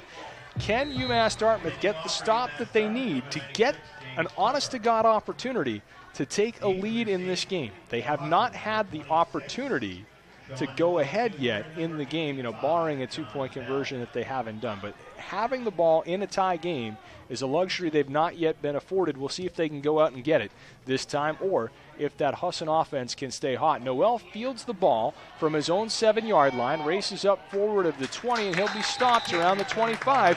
Nowadays, that's about the best you can hope for starting field position defensively. And the Corsair is going to have to try to find an offense or a defense that can stop this gang of four for Husson, as really you've had 4 players touching the ball all day: David Morrison, Sean Noel Jr., Tyler Halls, and Aiden Hogan, and it's been a tremendous formula for the Eagles as they worked it to the tune of 4 first-half touchdowns. So Morrison goes back to work here. 2 backs in the backfield. 1 receiver split out wide either way. They'll hand off to Noel to the inside. He is caved in upon. Burkhead breaking through the line. Tony Slaughter, the senior there as well. Slaughter, a senior out of Springfield, Mass. and Chicopee High. Of course, his brother Mike, now an assistant coach, was a superstar running back here for the Corsairs up until a couple of seasons ago. What a game this one has been. Sometimes games turn into good games. This one has just been one right from the opening kickoff. Shotgun snap, handoff to Noel, and he stood up around the line of scrimmage. Connor Russ got to the ball, but the actual bring down by Sean Reel. Reel, a junior out of North Providence and classical. Corsairs getting their third down package on, and so momentum in this game is at stake. Corsairs have played great today, but they've never really had the momentum. A stop here could really get the crowd into it and could really get the sideline into it as well, make you feel like this could be your day. Morrison with 2 running backs with him, takes a shotgun snap, looks down the middle of the field, delivers, dropped! Huge drop there by an open Aiden Hogan, who was killing the Corsairs in the first half, had first down yardage, could not bring it in, and UMass Dartmouth catches a big break, and they will get the opportunity to have the ball in a tie game for the first time today. On to punt for Husson University, number 29, Aaron Paradise. Aaron Parody into punt for just the second time today. Jason Hudson is back to return for the Corsairs. He's standing at his own 40, so a chance at great field position for the Corsairs. The punts in this game have not been good, and this one isn't either. Hudson calls for a fair catch at his own 44-yard line. So just 21 yards on the punt, which has become really a lost art in college football. And UMass Dartmouth will get a tremendous opportunity here to take over with a short field in a tie game. So the Corsairs, this is what they've been working for all day long, is this opportunity to try to go get themselves a lead. And they will come onto the field with something we saw in the first half. Steve Gachik and Jacob Francis both on the field at the same time. So a 2-quarterback formation that really opens up the back chapters of Josh Sylvester's playbook here. Corsairs can run a lot of different things out of this. And they hand off to Francis this time. Remember, he scored a touchdown on the run early in the game. And he's able to plunge forward for 2 yards and set up a 2nd and 8. As the Corsairs look to try to get some offensive rhythm. Having scored a touchdown on the home run ball to DJ Machado on the last drive.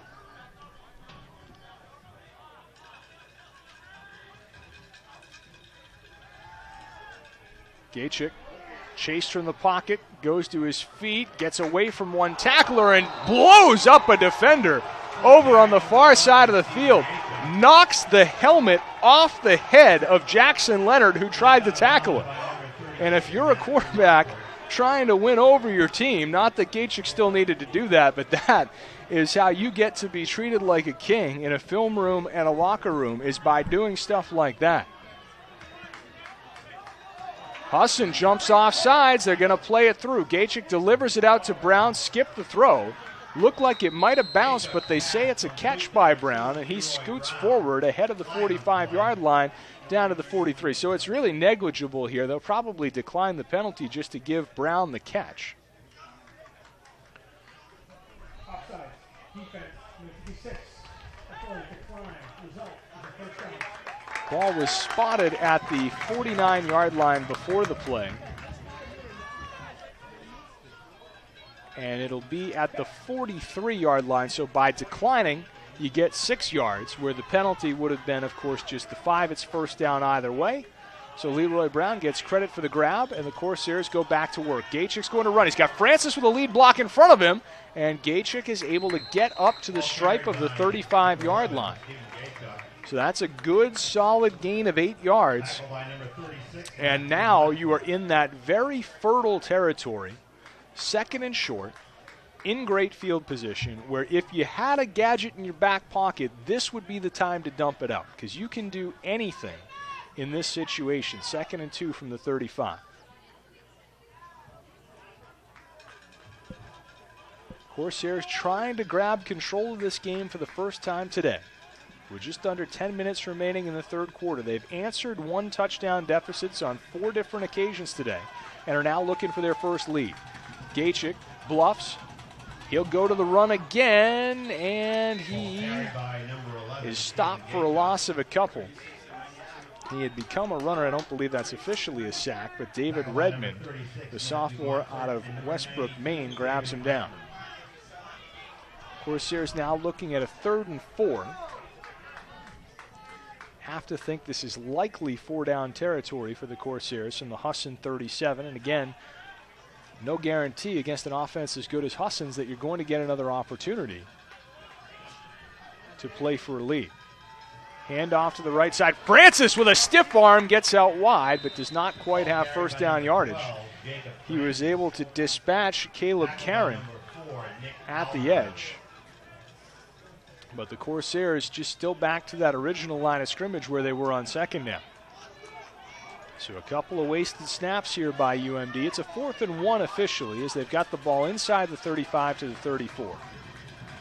So a key play call. We'll see what the Corsairs are able to dial up in a pivotal situation here early third quarter.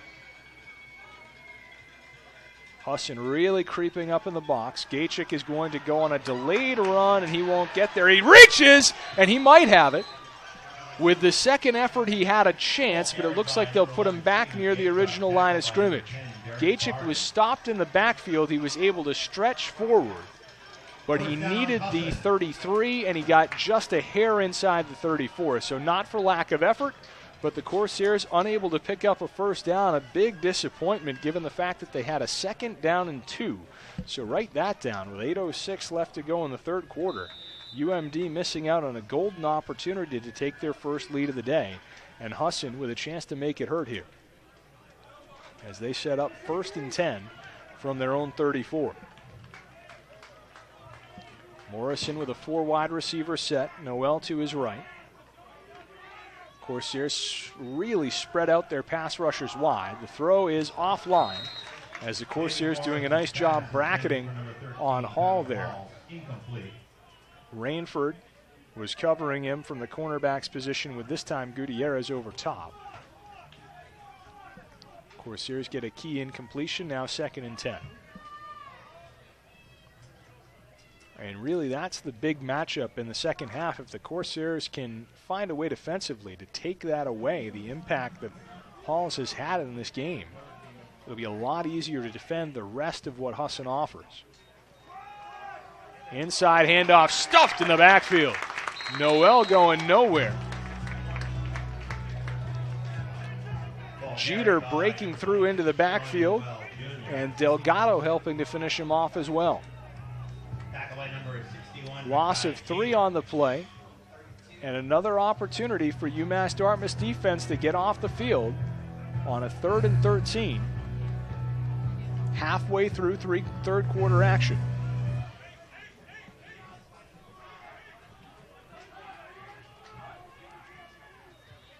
Morrison looks to his right, floats one, going for Halls and overshoots him. Corsairs doing a good job. They had double coverage on Halls both times they went in his direction. If that's taken away from Husson, they've got to find a new target who can hurt the Corsair defense. They've yet to do it in this second half, and so for the second time in as many series, they will punt. As Parody comes back on, looking for a better boot than last time. As the Corsairs started from their own 45, this time Hudson, back to return, stands at his own 35. Parody gets it away, better boot this time. Hudson calls for a fair catch, back at his own 31. And that's where the Corsairs will take over. So the Corsairs missed out on the chance in plus territory, 2nd and short, to turn it into a scoring drive, but a 3-and-out by the Corsair defense gets them back in business, and UMD gets a second chance now to take its first lead of the game, and what a game this has been, tied at 27.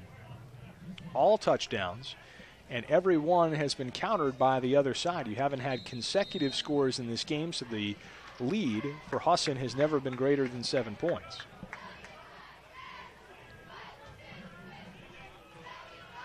So Gachik takes the field again. Luis Gonzalez, the freshman out of Green Acres, Florida, is in at the tailback position. Haven't seen much of him today. He'll get the give here to his left, but his stop behind the line of scrimmage is shooting through the play, and across the line of scrimmage was Sterling McDowell Hagan. A freshman out of New Haven, Connecticut, makes the stop in the backfield. So the Corsairs backed up a couple. And what started as an offensive explosion, this game has become more of a defensive struggle since maybe the midway point of the second quarter.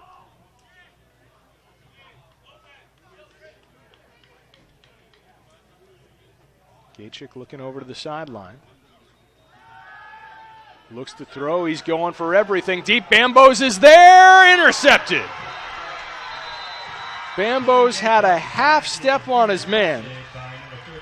McDowell Hagan, who made the great play on the last step, did a nice job of gaining position on the ball and made a great play on the ball to prevent Bambos from making the grab and turn the Corsairs over. Second interception of the day by Gachik, and both times it's been when he's been throwing for everything. So for the Corsairs, once upon a time we used to say as good as a punt, but that throw was better than any of the punts we've seen today by either team. And so if nothing else, it flips the field and forces Husson to start from their own 27. As turnovers go, not the worst thing in the world. Morrison hands off to Noel through the middle, and he's stopped at the line. Corsair linebacking core doing an excellent job of making sure nothing's available to Noel through the middle and after contact. He does pick up 3 yards on that play up ahead to the 30. And the Eagles now face a 2nd and 7. With 6 minutes remaining, third quarter. Arnie in the crowd now, stomping his feet, trying to get the Corsair faithful to make some noise. He was very noisy in the bleachers in the opening minutes of the game. It was like people wore themselves out with those early touchdowns.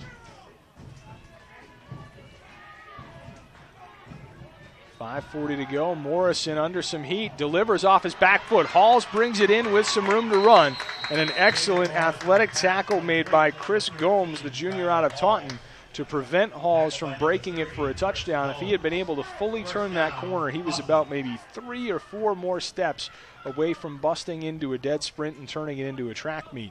So a good job by Gomes, although he did get beat. To make the tackle, you limit the damage on the play, and you live to fight for another set of downs here. Is Husson now with a 1st and 10 from its own 43.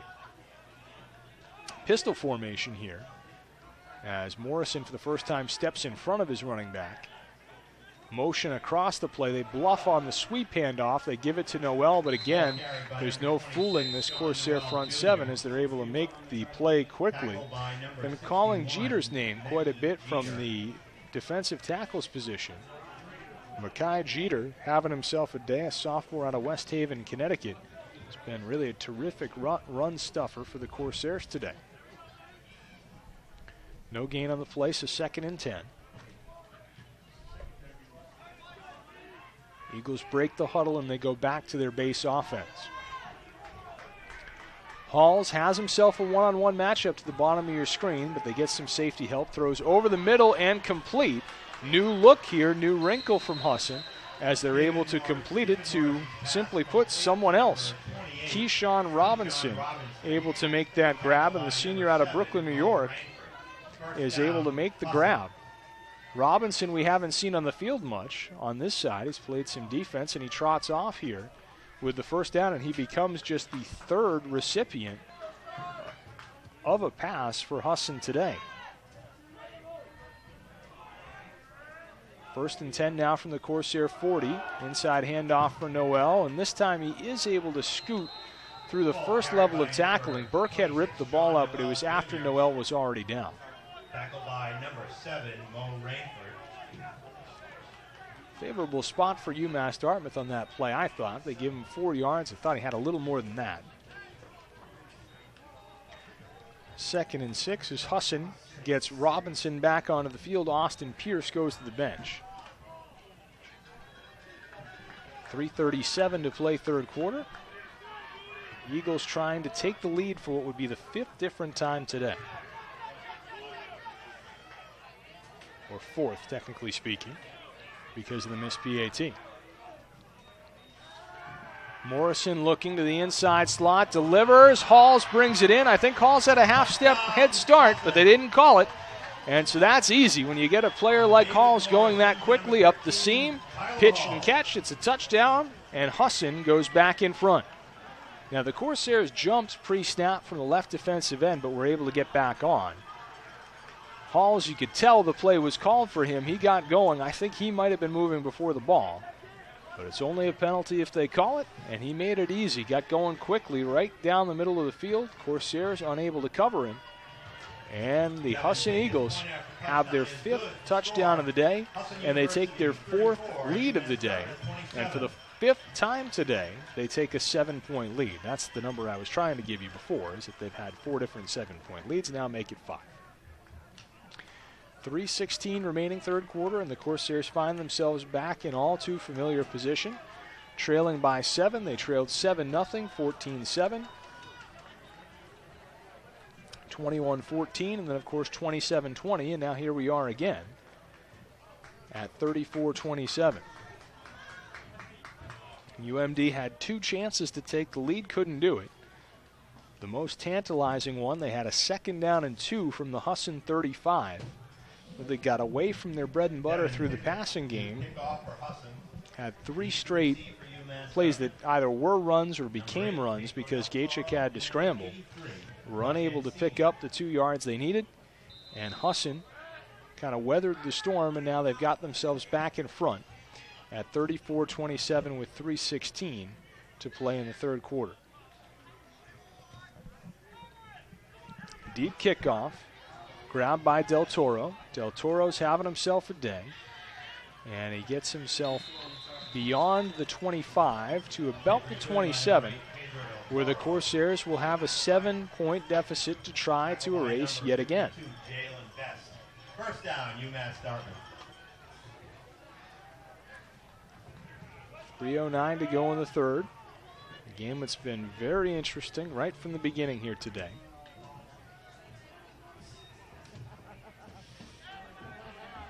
And we'll see what the Corsairs can figure out as they try to draw even again.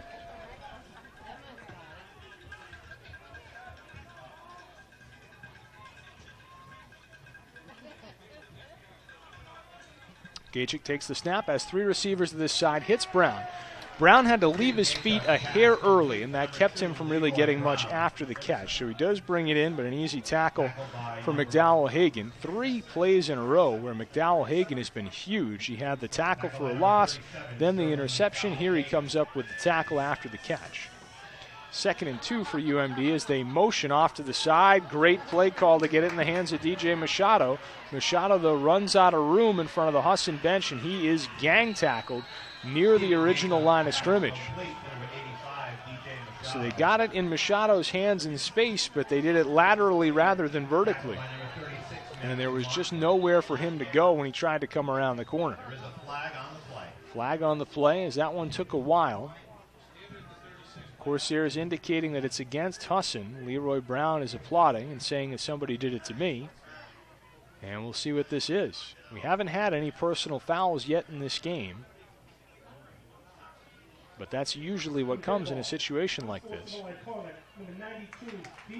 And it is a personal foul for unsportsmanlike conduct called against David Redmond of Husson. So, whereas a holding penalty on an offense can be a drive killer, this penalty, an unsportsmanlike against Husson, a real shot in the arm for UMass Dartmouth's offense on a drive that looked to be fizzling out. They get a second life now as they come across midfield. 1st and 10 from the Eagle 49.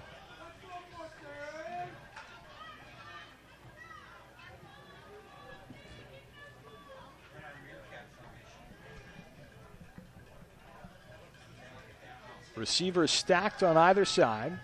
Gajcik throwing toward the sideline, completes it. 1st down yardage for UMD. Jeremy Jackson mixing it up in front of the Husson bench as he loses his hat, throwing his shoulder in. And the Corsairs are looking for another late flag against Husson as another one came in from over on that bench. Jackson lost his helmet, and coming away from that sideline, Brendan Cuthill was indicating it might be on Husson, but it's the other way around apparently. It's a quick announcement on the penalty, so I didn't hear or see what it was, but it is against UMD, and it's coming back in a big, big way.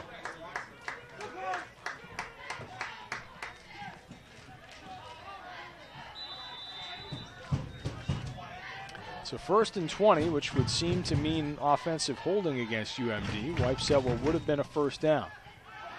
Faking the inside handoff, Gajcik floats it up, he's got a man and he's wide open! Corsairs hit it to Pedro Del Toro, and the kick returner sneaks in, takes the throwback, and for the 2nd time today, Steve Gajcik takes a huge hit, but delivers a huge strike as the Corsairs score and are back within 1 at 34-33. Pedro Del Toro had not been on the field on offense all day. He snuck on, nobody picked him up, and Steve Gajcik tossed him a rainbow for 6 points.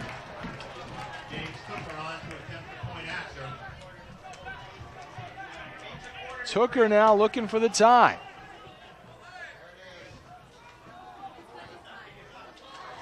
He's got it. We start again. 34-34 with 1:40 left to go, 3rd quarter.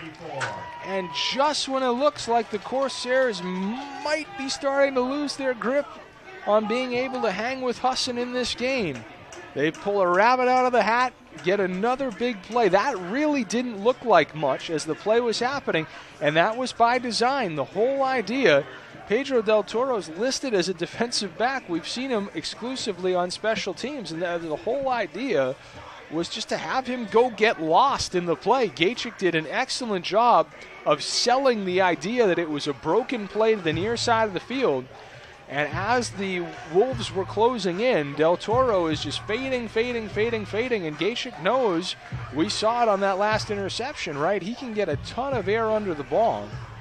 Tossed it up there like it was another punt and just let Del Toro go get it. He had that whole side of the field to himself.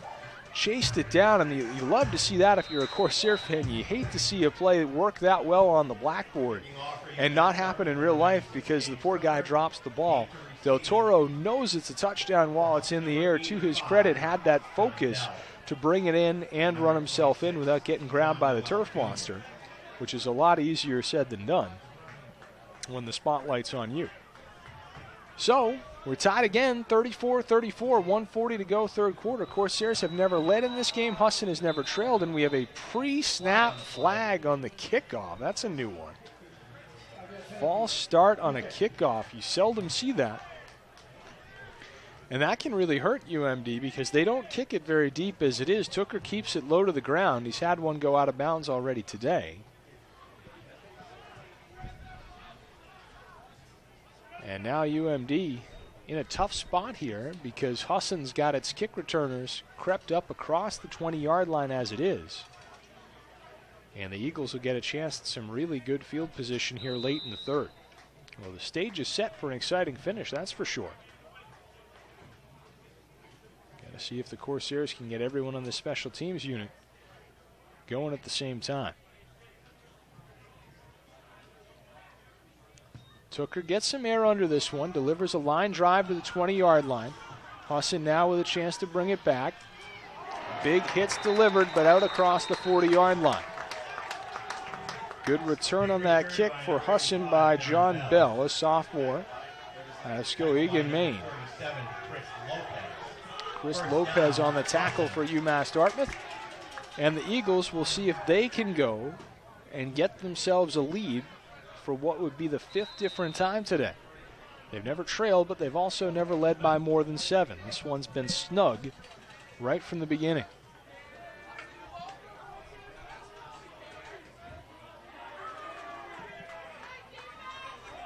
Inside handoff, blown up in the backfield. What a play defensively by Javier Delgado.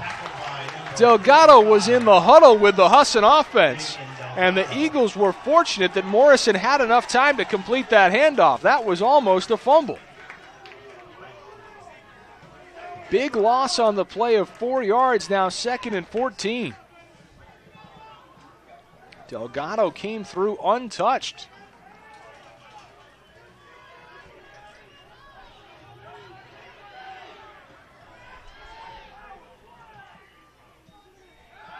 Morrison from the gun, slides to his right, delivers, nobody home. Underthrown as he was going in the direction of Patrick Cullen. Burkhead was right on top of it for UMass Dartmouth.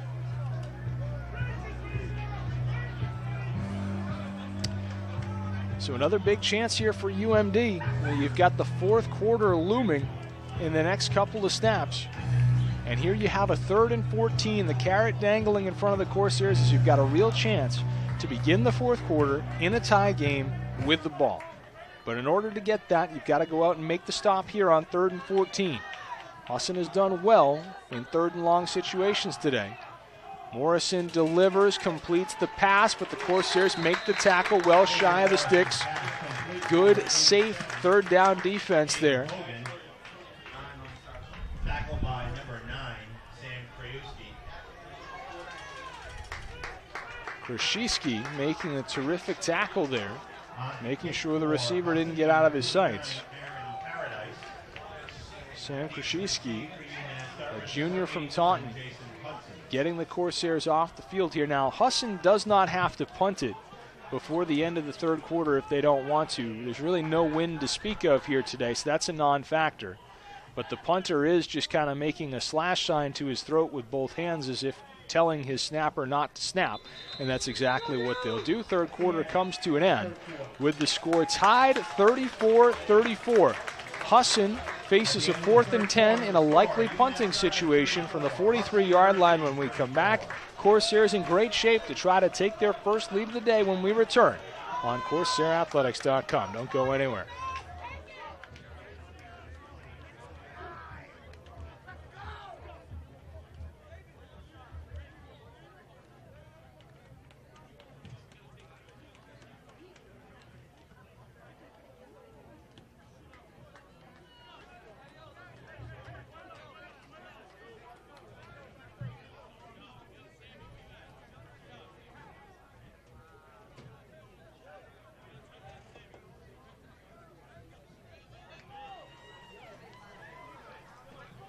So we welcome you back for quarter number 4. How about this stat line for Steve Gachik today? 20 for 34 for 425 yards and 4 touchdowns.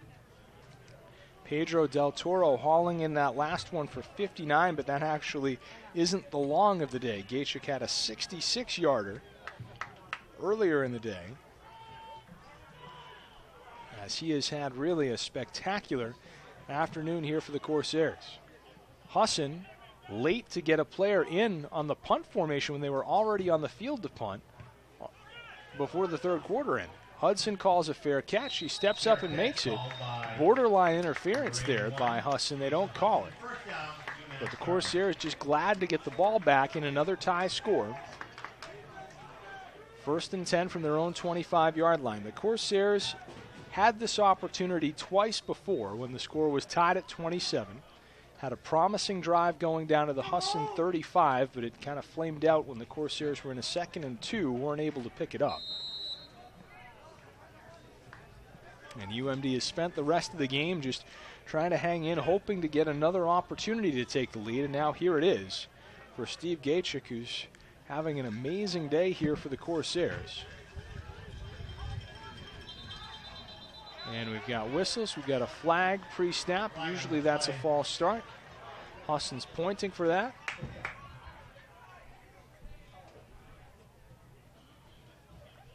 And that's what it'll be. We'll back it up 5.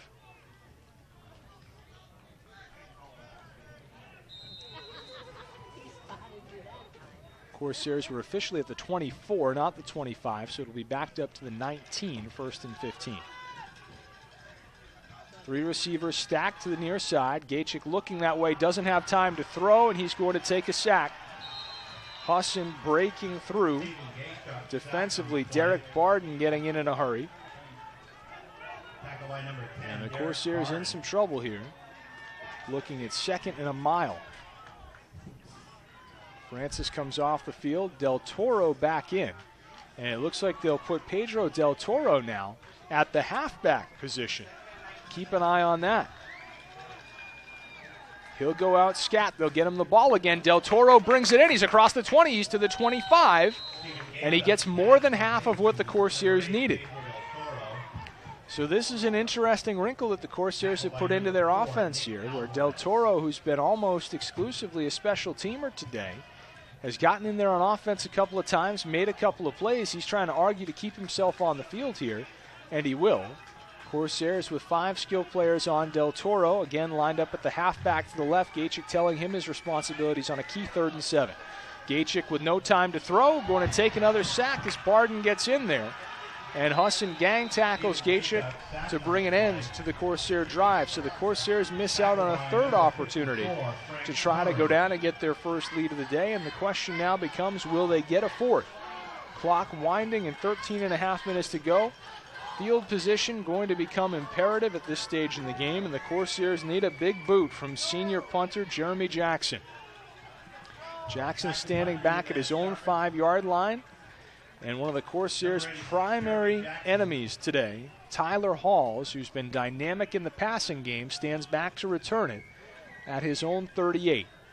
Jackson gets a good boot on this one, could take a good bounce for the Corsairs, and it does. It goes out of bounds at the Husson 41.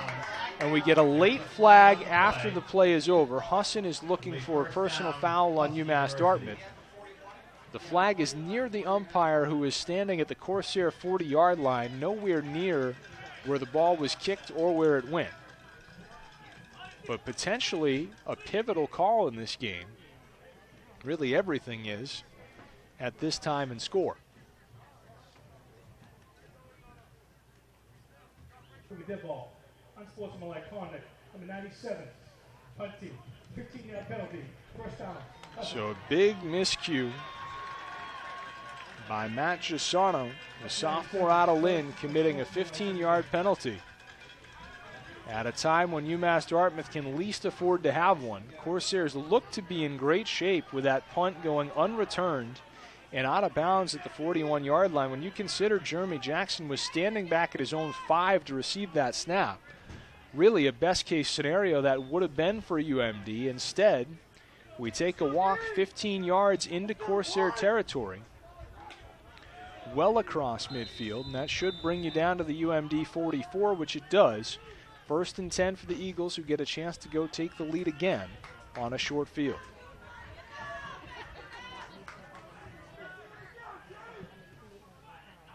Morrison takes the shotgun snap, gives it inside to Noel. Noel trying to push toward the 40. He stopped just shy of that. But a productive first down play for the Eagles as they look to try to come downhill on this short field and take advantage of the UMass Dartmouth penalty. Gain of 3 on the play now, 2nd and 7, clock winding with 12:35 left in regulation. Both teams with a full complement of timeouts, so this remaining 12 and a half could take a while, and it will if it stays close.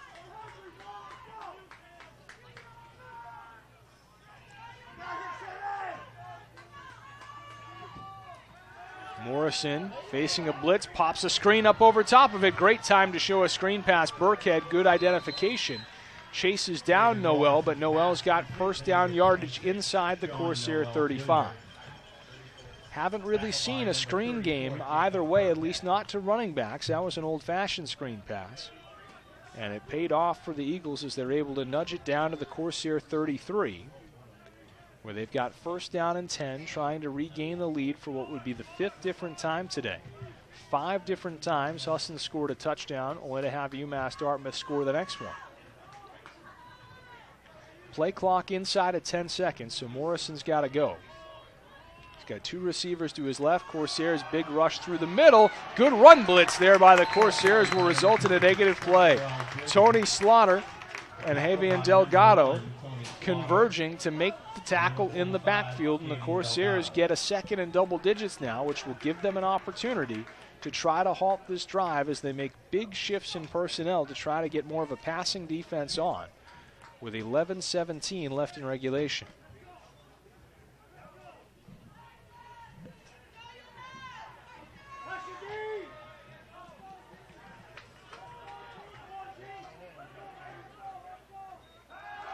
Morrison looks left, throws left, coming across. Great tackle by UMass Dartmouth. Halls made the catch, but he's quickly taken to the carpet by Chris Gomes, who now twice has done an excellent job of getting Halls on the ground coming across the middle of the field like that. This time it's a much shorter gain, and you've got a 3rd and 13 with 10:40 to go. Ball's on the 36, so again, probable 4-down territory for Husson if they're able to move the ball forward. If they take a loss of yardage here, you're probably looking at a punt. 4 receivers, including back in the game for the first time in a while, is Aiden Hogan, the big tight end. He's split out wide to the left. Morrison, sacked from behind! Back at the 40-yard line, Morrison hauled down by Sean Reel. And the junior brings it to 4th down, and here come the late flags. Just when you thought the Corsairs had gotten over the hump here defensively, you've got a late flag, and if this is a taunt on the Corsairs, it's all for naught. They call an unsportsmanlike conduct on Reel, who made the sack. And that is devastating for UMass Dartmouth. 2nd personal foul of the drive, and instead of a 4th and long and a probable punt, you have a 1st and 10 from the Corsair 25-yard line. Comes with 10:06 left to go in the game. And those are the sorts of things that get you beat. Hogan now in the backfield, lined up as a quasi-fullback. Handoff to the inside. Noel gets a couple defenders on skates and takes it inside the 20, close to the line to gain. Devastating penalty against the Corsairs.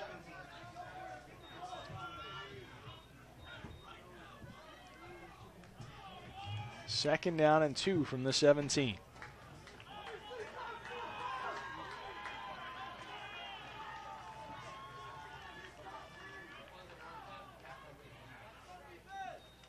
Morrison hands off inside. Noel cut down, and another late flag.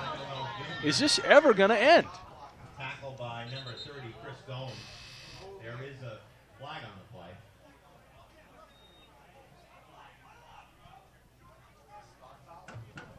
Holding. It's going to be a hold against Husson. It's a break for UMass Dartmouth. Hey, you haven't really had that many penalties today. It's been about the same as any other game. The difference has been an inordinate number of them coming after the play's over. And so this one really benefits UMass Dartmouth. It backs Husson up 10 yards and gives the Corsairs kind of a second chance at digging in and getting a stop with 9:09 remaining in regulation.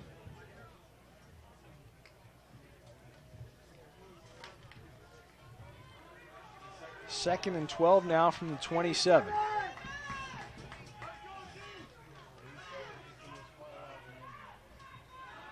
Morrison looking to throw. He's chased from the pocket. Cut down. Slaughter knocks the ball out. Corsairs pick it up, and they've got a chance to run. Picked up off the carpet by Gibson, and Gibson brings it back to midfield. No taunting penalty this time. Corsair ball. 1st and 10. Tie game. Midfield. Amazing effort by UMass Dartmouth as their coaches tell them all to get off the field. Tony Slaughter, the senior out of Springfield, got in there for the strip. And picking it up was Malik Gibson, who got over there to grab it and run with it up to midfield, sets the Corsairs up on a short field.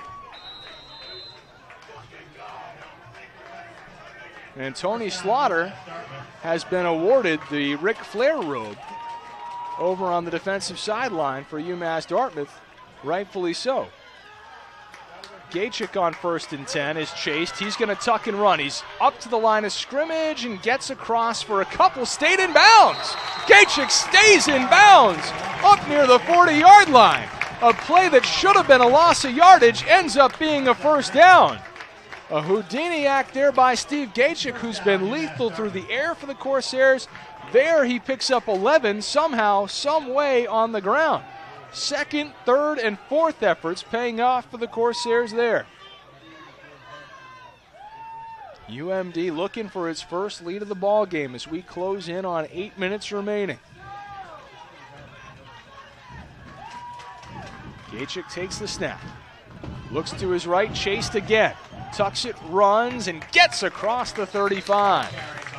Down to the 34. So 5 yards there. Corsairs have a problem. They're not effective in the passing game right now. Gachik has been looking and keeping often lately. But when you start on a short field and your quarterback can run a little bit, that can mitigate the consequences. Corsairs have had 2 passing plays deteriorate, but Gachik's been able to pick up 16 yards on the ground between the 2 plays. We're both teams with all their timeouts as we come into the second half of the 4th quarter. Gachik looking. He's got his man. Complete to Bambos. Bambos still on his feet, carrying 2 defenders, carrying 4 defenders, carrying the entire Husson team. He's being pushed forward, and they can't get him on the ground. Abby Bambos heard from for the 2nd time today, and he gets the Corsairs in the red zone with a chance to take the lead. Corsairs building momentum with 7:10 to go. That is one lively sideline in yellow right now. Gachik takes the snap. The lineman cut down. They throw to Bambos. Design play there. As the linemen all fell down, they tried on purpose. As they tried to throw it out to Bambos quickly, didn't hit the timing. And now that brings up a 2nd and goal from the 10. Now remember, Corsairs with a chance for the lead here might be able to do that with a field goal if the opportunity presents itself. We've seen Tooker go 4 for 5 on PATs today, and this is just a little more than PAT length. Gachik looking for the end zone, batted down. He was trying to hit the post to Hudson inside the 5-yard line, and it got knocked away. Nick Alvarez in the area. So now 3rd and goal from the 10. And you wonder what the thinking is on the Corsair sideline. Their defense has had an excellent second half. But do you trust a 3-point lead with 7 minutes left, or do you try to go for everything? And that will dictate how aggressive you're willing to be with your 3rd down play call. Gachik takes the snap, hands it off to the right side, and just a couple of yards for the freshman Gonzalez, who gets called for the second time today. Corsairs were going for the element of surprise there, didn't get it. So you're looking at potentially a 25-yard field goal for the lead for UMD. As there is now a stiff breeze, the Corsairs will bring their field goal team on. The wind is blowing toward the main campus in a favorable direction, or so it would seem, for a field goal kicker. James Tooker, the junior out of Harwich, is on to attempt what would be a 26-yard field goal to try to give the Corsairs their first lead of the afternoon. Play clock is down to 7, down to 6, 5, 4, 3, and they get it off. Tooker for the lead, it's blocked! Ball is live and returnable. Husson picks it up, and they will take the ball back over. So the Corsairs miss out on a chance to grab the lead with 6:05 left to go. A blocked field goal keeps the game tied at 34. Tough break there for the Corsairs, who have been fighting all day long. Had some big plays on that drive. Seemed poised to take their first lead of the day. Their fourth chance to do it, couldn't make it happen. Will they get a fifth? 6:05 to go, which may sound like a lot of time, but for Husson, 92 yards from pay dirt, they may have to use most of what's left of this game to go down and score if that's what they're going to do here. Handoff goes inside to Noel. Flag down on the field came out immediately. Noel Jr. flag on the play. We'll see what this is. Tackle on the play, number 90, Jay Bass.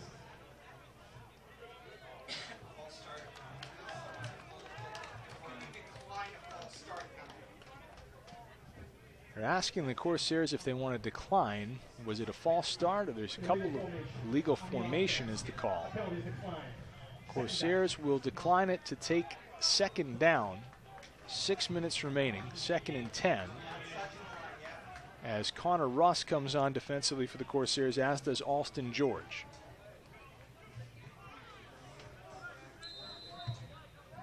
Clock winding now on the official's whistle, under 6 minutes to go. Corsairs electing for a 2nd and 10 rather than a 1st and 15. And UMass Dartmouth will use its first timeout defensively with 5:53 remaining. So the Corsairs, it's an interesting call there. You wouldn't have gotten the full 5 yards on a penalty. It would have been half the distance to the goal, and you would have been looking at 1st and 14 from the 4 rather than 2nd and 10 from the 8. Of course, the Corsairs want to get the ball back. That's kind of the primary decision driver, but when you get this far in the opponent's end, it can be tempting to try to back them up to the 4 because all kinds of crazy things can happen down there. Defensive touchdowns, safeties, and the like, but having the ball out where it is right now at the 8, that sort of thing, far less likely. Also, more makeable distance, if not as many downs here for Husson. So those are the things you kind of have to weigh one against one another. So the Corsairs using their first time out of the half on defense. That leaves them with 2. 2 big plays in this game happening 4 minutes apart. The Corsairs got that big sack to bring the end to a Husson drive, only to have the penalty, the taunt penalty called on Sean Reel. Corsairs got over it as they got the strip sack from Tony Slaughter, but then a field goal attempt by Tooker blocked with 6:05 to go has gotten us where we are now. 2nd and 10 from the Husson 8-yard line with 5:53 left. Morrison takes the snap. He's looking deep. He throws. He's got a man, but it's overshot. Had man coverage on Patrick Cullen. He's been unable to connect with Cullen all day. He was out ahead a little bit of Cedric Gutierrez. Where an incomplete pass brings up 3rd and 10 with 5:47 to go. And this is very difficult territory for Husson. There's a lot that can go wrong in this particular set of circumstances, facing a long down and distance, deep in your own end, a likely passing situation with 5:47 left. Husson will show 3 wide receivers to the left. And the big man, Hogan, on his right to the right side. They airmail one over his head. His defender fell down, but Hogan was going for a jump ball against nobody, and Morrison popped that ball out a little too soon. It's a 3 and out for Husson.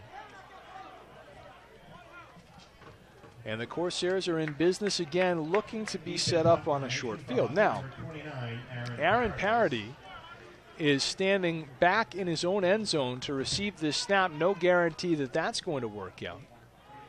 But in a tie game, a safety could be what tips the game over for the Corsairs. Jason Hudson is standing at the Husson 44, so a chance for the Corsairs to pick up great field position. High arcing kick. Corsairs have to be careful not to touch this. It bounces, takes a Husson roll in the most technical sense of that term possible. Just a 28-yard punt. And the Corsairs have got the ball on the 36-yard line going in with 5:31 left to go. They will not get a better opportunity to win this game than they've got right now. 1st and 10 from the 36 going in a tie game with 2 timeouts and 5:31 left.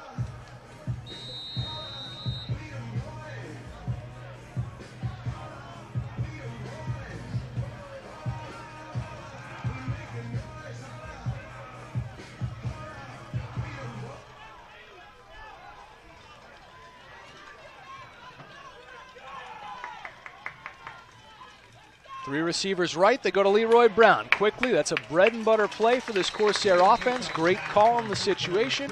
And the Corsairs pick up a first down as Brown's able to get to the 25-yard line. Quick 11 for UMD. That gets them going. Click, click, click, down to the 25-yard line.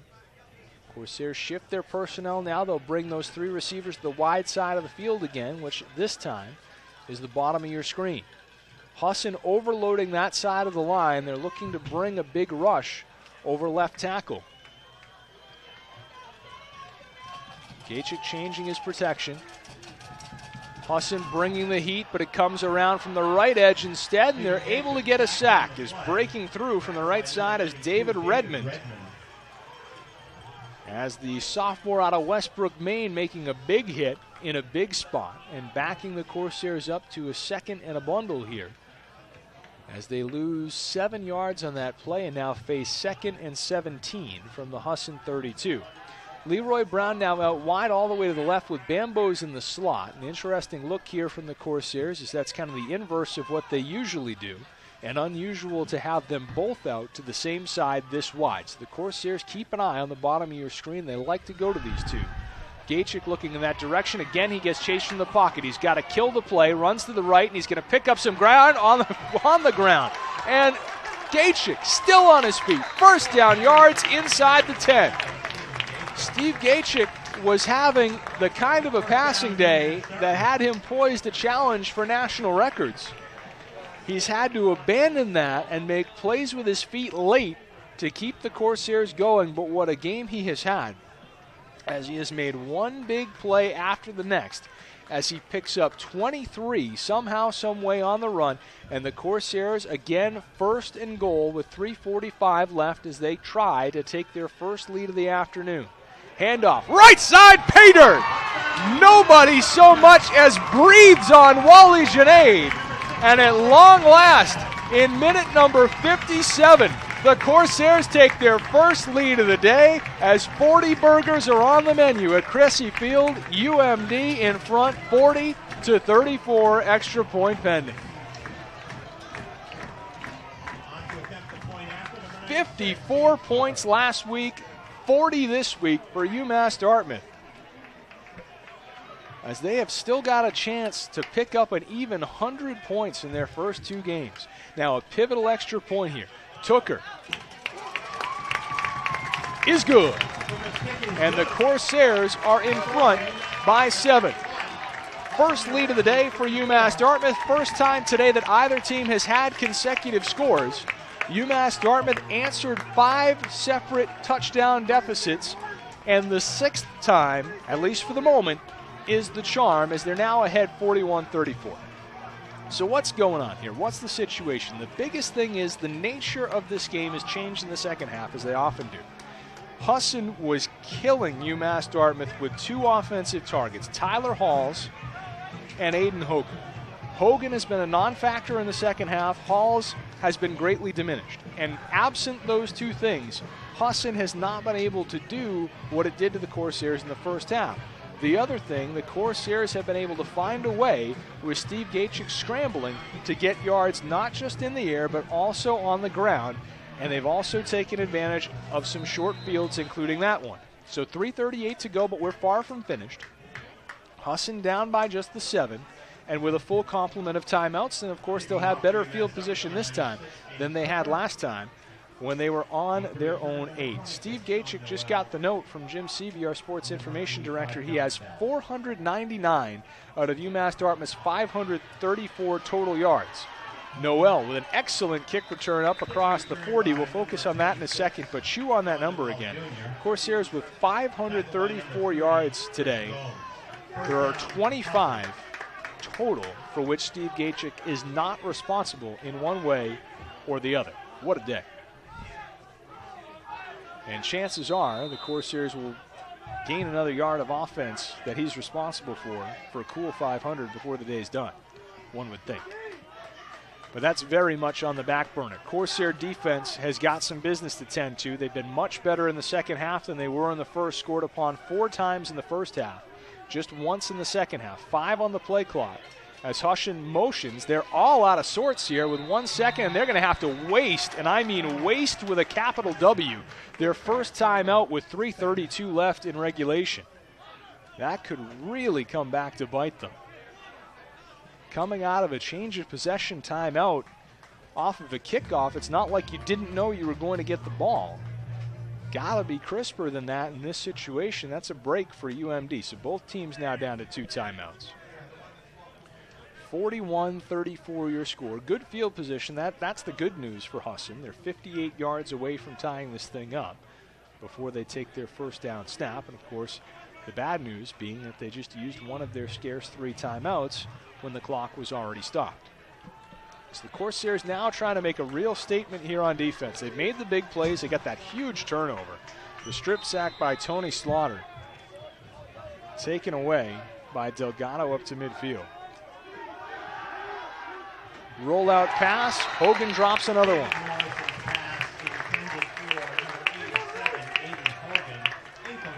Incomplete now, 2nd and 10. UMD definitely gaining something of a mental advantage on this Husson offense the longer this game goes. Husson breaking the huddle in a 2nd and 10 situation. Defense chant now from the sideline and into the crowd. Pitch goes out to Noel. As he got room, he's got a little around the corner. Burkhead misses on a tackle. And so some second effort yards for Noel will make it a 3rd and shorter. Russ got in on the hit, as well as Joshua Lasser, a freshman defensive lineman from Westerly, Rhode Island. 3rd down and 4, key situation. And since Husson used that timeout, they probably would have to go for it. It's a likely 4-down territory anyway, but if you had 3 timeouts, you'd toy with the idea of punting from this area. Here, I think that's out. Morrison looking to throw, tip ball, caught by Halls, but he's stopped for a loss. Halls would have been better off dropping it to save the yards and the clock. Instead, it's a 4th and longer, and Husson is in a no-win situation here. Your play clock's already running. Your offense is out of sorts. You lost yardage. You're still on your own side of the field. It's 4th and 6. And now you've got to come up with, off that negative momentum, the play that's going to save your day. So this is what it all comes down to all of a sudden. 4th down and 6 from the Husson 46. 4 wide receivers set for the Eagles. UMD looking for one more big play. Morrison takes the snap, delivers over the middle, completes it for a 1st down and a whole lot more. 2 missed tackles, and the drive is alive for the Husson Eagles as they go back to Keyshawn Robinson. He makes his 2nd catch. They've both been huge. Another touchdown-saving tackle by Chris Gomes. He's had 3 of those to limit the damage here in the second half for the Corsairs, but UMD with a chance to throw a knockout punch there couldn't do it. And the Eagles remain very much alive, clock rolling with 1:42 and counting remaining in regulation. Now we've got a whistle, and UMass Dartmouth will use a timeout. So they have got just 1 remaining with 1:41 left to go in regulation. Amazing play there by Husson. Very difficult to get a positive result off of the third down play that they had. A tip ball caught for negative yards. UMass Dartmouth all fired up, playing with all the momentum. Clock rolling, not wanting to use the timeout. It's very difficult to rise up in that situation and get a productive play to pick up a first down on fourth down, and that's exactly what Husson did. David Morrison, the senior quarterback, actually a Bay Stater from Ashland, Mass., stood in there, delivered it to Keyshawn Robinson, another senior from Brooklyn, New York, out of Fort Hamilton. And that keeps the drive alive to the Corsair 30 with 1:41 to go. Now, the beauty of this, as a football fan watching this game, no matter who you root for, field goal is not even the slightest bit in the equation here. Husson didn't show you a willingness to kick one anyway, but that's not even on the table here in a 7-point game with 1:41 left. They option, but they can't force the pitch, and that allows Morrison to scoot forward for a couple more yards. So a calculated decision there by the UMD defense. They looked at Noel as more the threat, so they were willing to give up 2 or 3 yards to the quarterback rather than Noel having a chance to bounce it outside and do something big. 2nd and 8, clock rolling, 1:18 to go. Remember, Corsairs are in front. This is the only time they've led all day. Husson has not had to play from behind at all today, and I think that might be a little bit of a factor here. They might, in the back of their heads, think it's still tied, not moving with a lot of urgency here. Morrison, chase, throws, and that could be intentional grounding. That's nowhere near anybody. He was trying to go to Patrick Cullen, and he will get quite the benefit of the doubt. Cullen was probably a good 10 yards as the crow flies away from where that ball landed. But they won't throw the flag. It was, borderline and then some. You're not usually going to get that flag in this circumstance. I just bring it to your attention because that's what they pay me to do. 3rd down and 8 now with 1 minute, 2 seconds remaining. And Husson again trying to save its bacon in a key situation. Play clock down to 5. Morrison takes the snap, throws inside, tip ball! Nearly intercepted, would have ended the game. Off the fingers of Tyler Halls, was in the hands of Connor Russ, who wasn't expecting the opportunity, was on his back, had his paw on the ball twice, couldn't bring it in. And UMass Dartmouth has been oh so very close twice to finishing off the Husson Eagles. Husson, an NCAA tournament team a year ago. UMass Dartmouth 1 play away from 2-0. Here it is, 4th and 8 from the Corsair 28. Play clock down to 5. Husson does not appear intent on running a play. They're not. They will use their second timeout with 57 left to go. And it all builds to this critical moment here at Cressy Field today. This game got off to a fast start. Each team scored touchdowns on its first 2 offensive possessions. Husson scored on its 3rd. Husson has played the majority of this game with a 7-point lead. They had 5 different 7-point leads, but never more than that.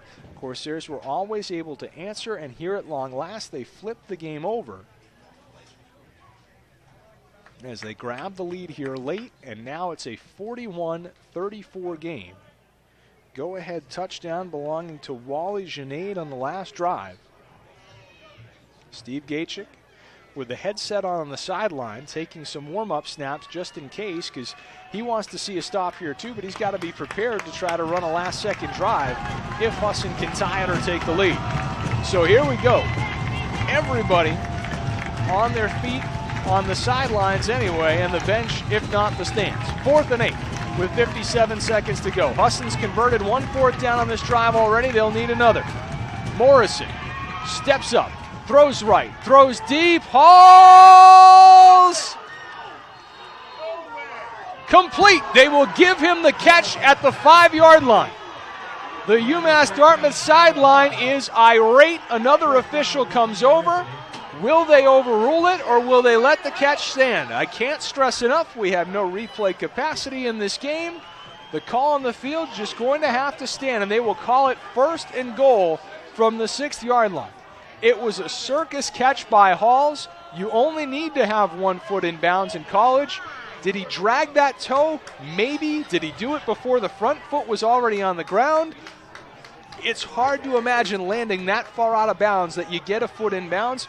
Maybe he did. We really, truly won't know until after the game's over. That's a live ball off the snap. Morrison picks it up. Now they blow it dead. Why did they blow it dead? Timeout comes from the Husson bench just in the nick of time, apparently.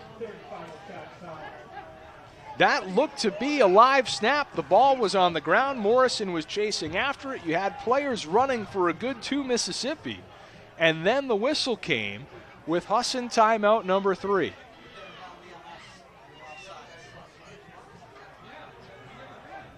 Also hearing from down the way in the press box that the Corsairs are offside, or would have been offside if not for the timeout.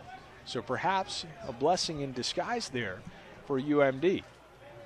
So the Corsairs still in the lead, but they are 0 for 2 in winning this game on 4th downs. Husson has converted a pair of huge 4th downs to keep themselves alive.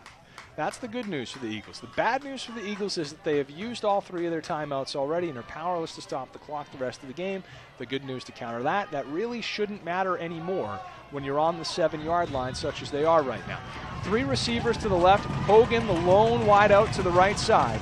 Noel split right of Morrison. They're going to float it up there for Hogan. He brings it in for the touchdown. Hogan, who had been cold the whole second half, uses the size advantage to bring it in. And now we've got a 1-point game, 41-40, with 39 seconds remaining in regulation. 39 seconds left. Remember, the Corsairs have used 2 timeouts on defense, so they only have 1 remaining, and that could hurt if this game gets tied up. Husson will try to kick for the tie.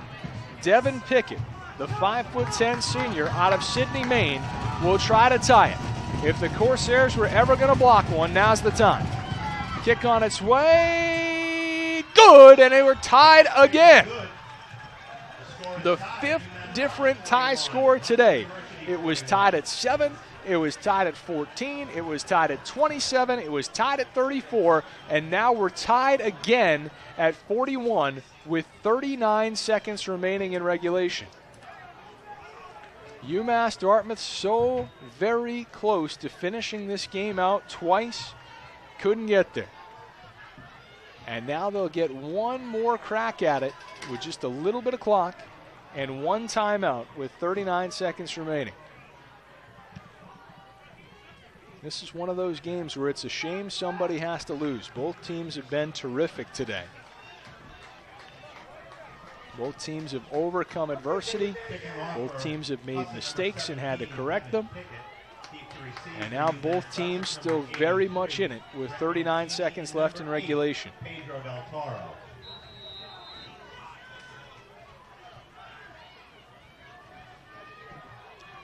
Pickett to kick off. Get some air under it. They'll keep it away from Del Toro. Corsairs getting the return this time from Mancini.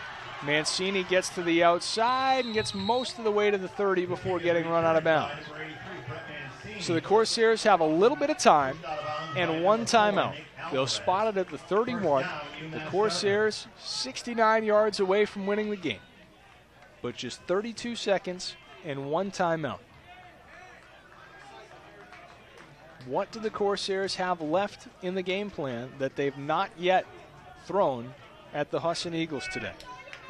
1 more yard of total offense for Steve Gachik today will give him 500 for the afternoon. 32 seconds to go. Ball on the 32.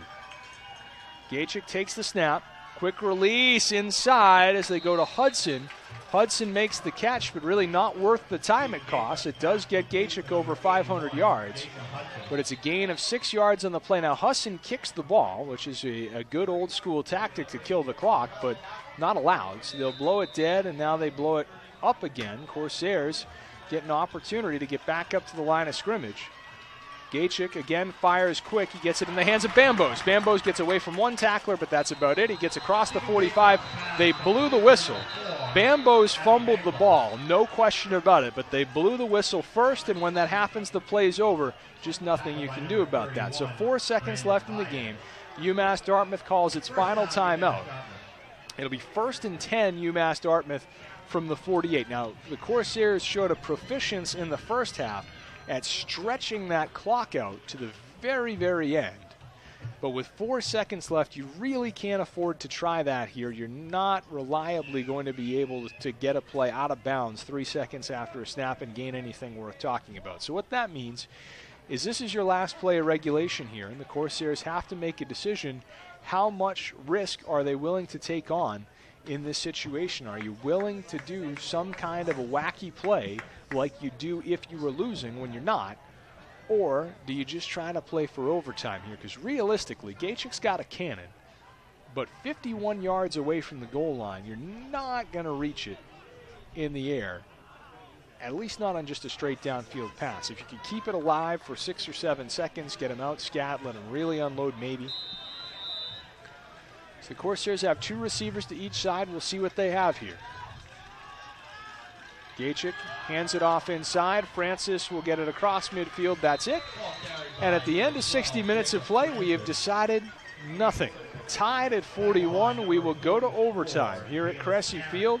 Knotted at 41 as we head to the extra session. Free football from Cressy Field on the other side of the timeout. Your score at the end of regulation, Husson 41, UMass Dartmouth 41. We'll be right back on CorsairAthletics.com.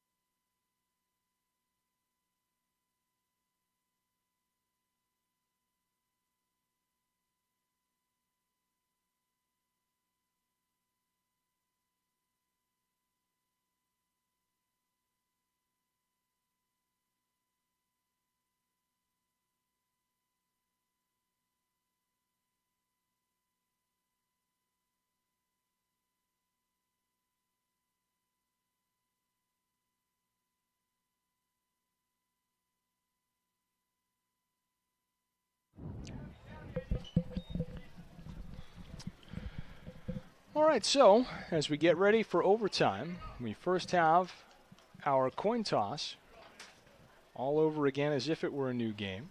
I'll admit I'm old enough to remember when these things ended in ties. Thankfully, that's no longer the case as of the 1996 season. And after the coin toss here, we'll take a crash course together on what the latest version of the NCAA football overtime rules are.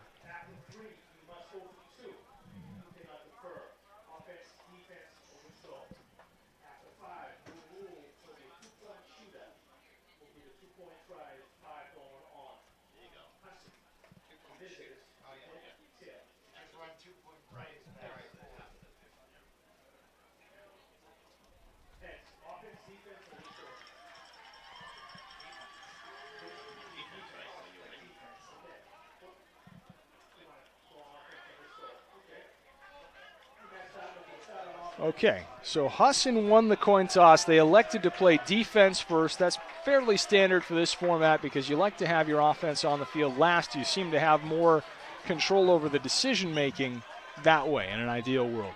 UMass Dartmouth will play it down at the campus end of the field, and so you heard the referee announce a couple of those new wrinkles that are in here this year. So each overtime period consists of a 2-possession series, with each team getting 1 possession on offense and 1 on defense. The team on offense will always start at the designated 25-yard line. The team on offense can choose to start its possession with the football anywhere on or between the hash marks. Each team will receive 1 timeout for every overtime period. Timeouts not used during regulation cannot be used during overtime, and an unused timeout allotted for 1 overtime period cannot be carried over to another overtime period. Timeouts used between OT periods will be charged the succeeding period. Each team retains the ball until it scores or fails to make a first down. The team that scores the most points during regulation and overtime wins the game. If the game is still tied after an overtime period, you get another. So here's the new ones. Beginning with the third overtime period, teams that score a touchdown have to go for a 2-point conversion. And then the newest rule this year, if the game reaches a fifth overtime, it becomes a 2-point conversion contest with the play starting at the 25-yard line. So handoff goes to the right side. And a tackle made out wide as they give it back to Wally Junaid. We did have a 5-overtime football game here. UMass Dartmouth losing to WPI back in the 2008 campaign. This is the first overtime football game here since October 1st of 2016, which really was perhaps the best win in the Mark Robichaud era, as the Corsairs knocked off Framingham State, who had been a perennial front-runner in the MASCAC, winning on a very exciting reverse 2-point conversion play. Deep throw to Bambos, and he's got it! Abby Bambos hauls it in for the touchdown, and UMass Dartmouth has the lead at overtime, 47-41.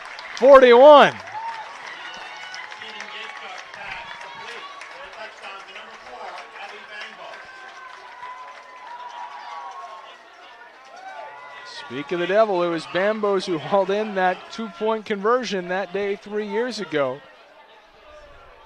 Now as a senior, here he is again. So now the Corsairs march on the PAT team.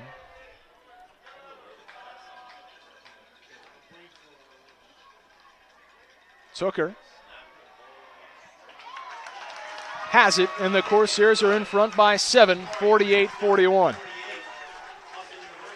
Now Husson still gets its chance.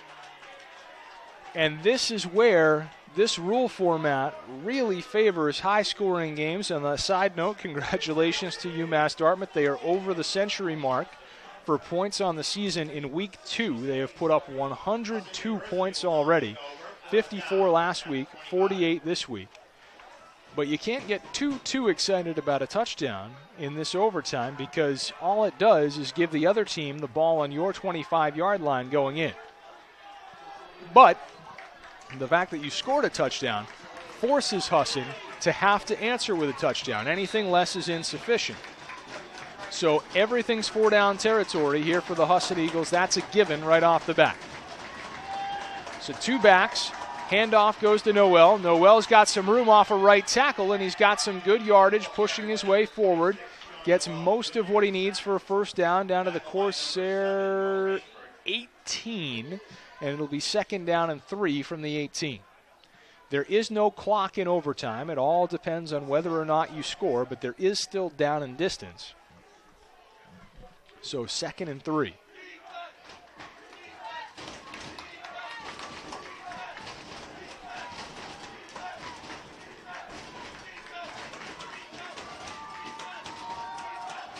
Inside handoff. Noel stood up. Corsairs push him back as they get everybody's hat to the ball on that one. Noel did have a little bit of positive yardage. We'll see what they give him, if anything. Looks like he did pick up a yard there, and a tough yard it was. It'll be 3rd and 2 from the 17.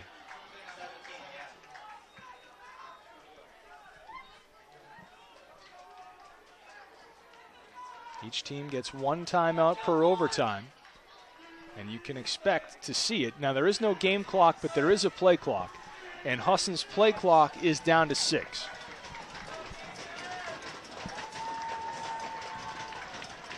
Morrison fakes the handoff, spins, throws it up, looking to go to Hogan again, incomplete. Hogan got crossed up, turned over both shoulders, couldn't bring it in. And now here is the dilemma that this overtime format presents. You've got 4th and 2, but you've also got the whole game on the line. You need a touchdown.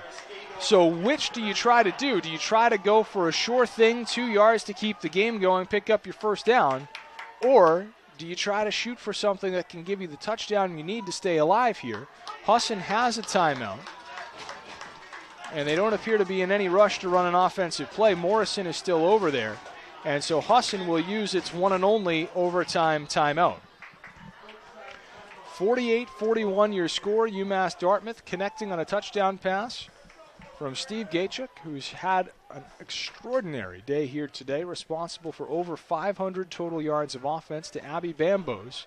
Bambos, who we haven't heard a ton from today, but he's a constant threat to do what he did there, and that's haul in a touchdown. Puts UMD back in front 48-41.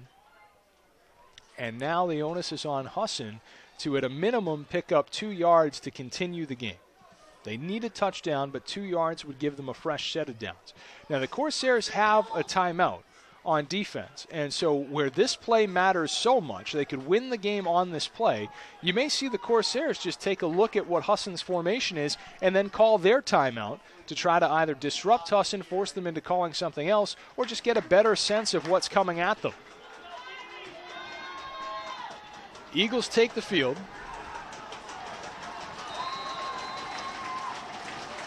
Hogan to the right.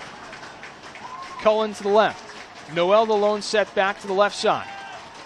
Inside to Halls. Halls makes the catch. Does he have what he needs for the first down? No, it's incomplete. The game is over. Incomplete pass. The game is over, and the Corsairs win it by a final score of 48-41. And UMass Dartmouth, who trailed for almost the entire game, comes back to tie, take the lead in the fourth, and win it in overtime. A thriller and an instant classic here from Cressy today, and UMass Dartmouth has the last laugh. They outlast Husson, and UMass Dartmouth knocks off a 2018 NCAA tournament team, and they improve to 2-0 on the year by a final score of 48-41 in overtime. Mr. Overtime, Abby Bambos catching the touchdown pass that gave the Corsairs the victory as UMD hangs in and hangs on, and they win it 48-41 in one of the more memorable games you'll see on this field. Congratulations to the Corsairs as they improve to 2-0. We'll take a break here. We'll try to see if we can hear from Mr. Gachuk. It's going to take a while, but if you hang with us, I'll hang with you. We'll see if we can make that happen here on CorsairAthletics.com.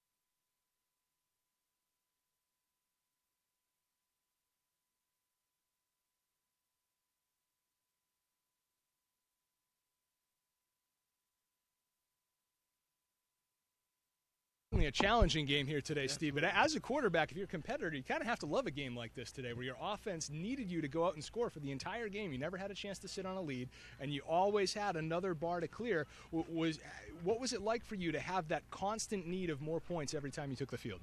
Well, our offense kind of built around that. So we have like an up-tempo offense where we don't like slowing down. So playing a game like this allows us to just do what we do. And I have the most talented receivers in the world right now, and along with backs and offensive line, that's getting better every single day. So I love it. And he's not kidding. I mean, you're just lighting it up right now. Over 100 points for the year already in 2 games. To be able to respond to touchdowns from the opponent on both the opening drives, that really shows something in terms of toughness on top of the execution. What has this offense added from last year to this year that's getting you so much more in terms of result? Well, we've got our best players on the field. We've got several fifth-year kids out there at wide receiver, and Steven is the key to the whole thing. He's just so smart, checks plays, makes great reads. Should throw the ball away once in a while, but other than that, he's just outstanding.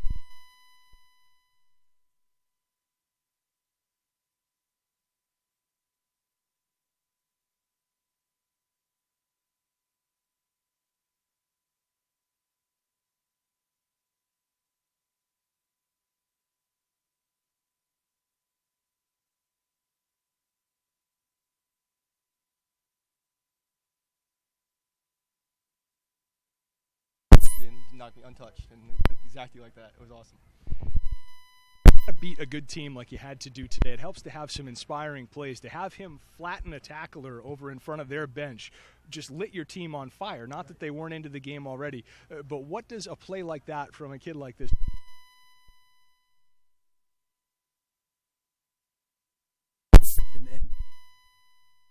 Because they have the I love this team right now. Together, they're unified, they're focused, and I think that's only going to bring better things. Chance in the overtime possession, you got the coverage you wanted on Abby to go for it for a touchdown. You liked to check in with him every. Your read snap. What made you think that you were going to be able to hit that play like you did? Well, they lined up in one high look, so it was either cover 3 or man, and they were all flat-footed. Play Abby flat-footed, or you're going to get. We knew that as soon as I looked at him. Abby made.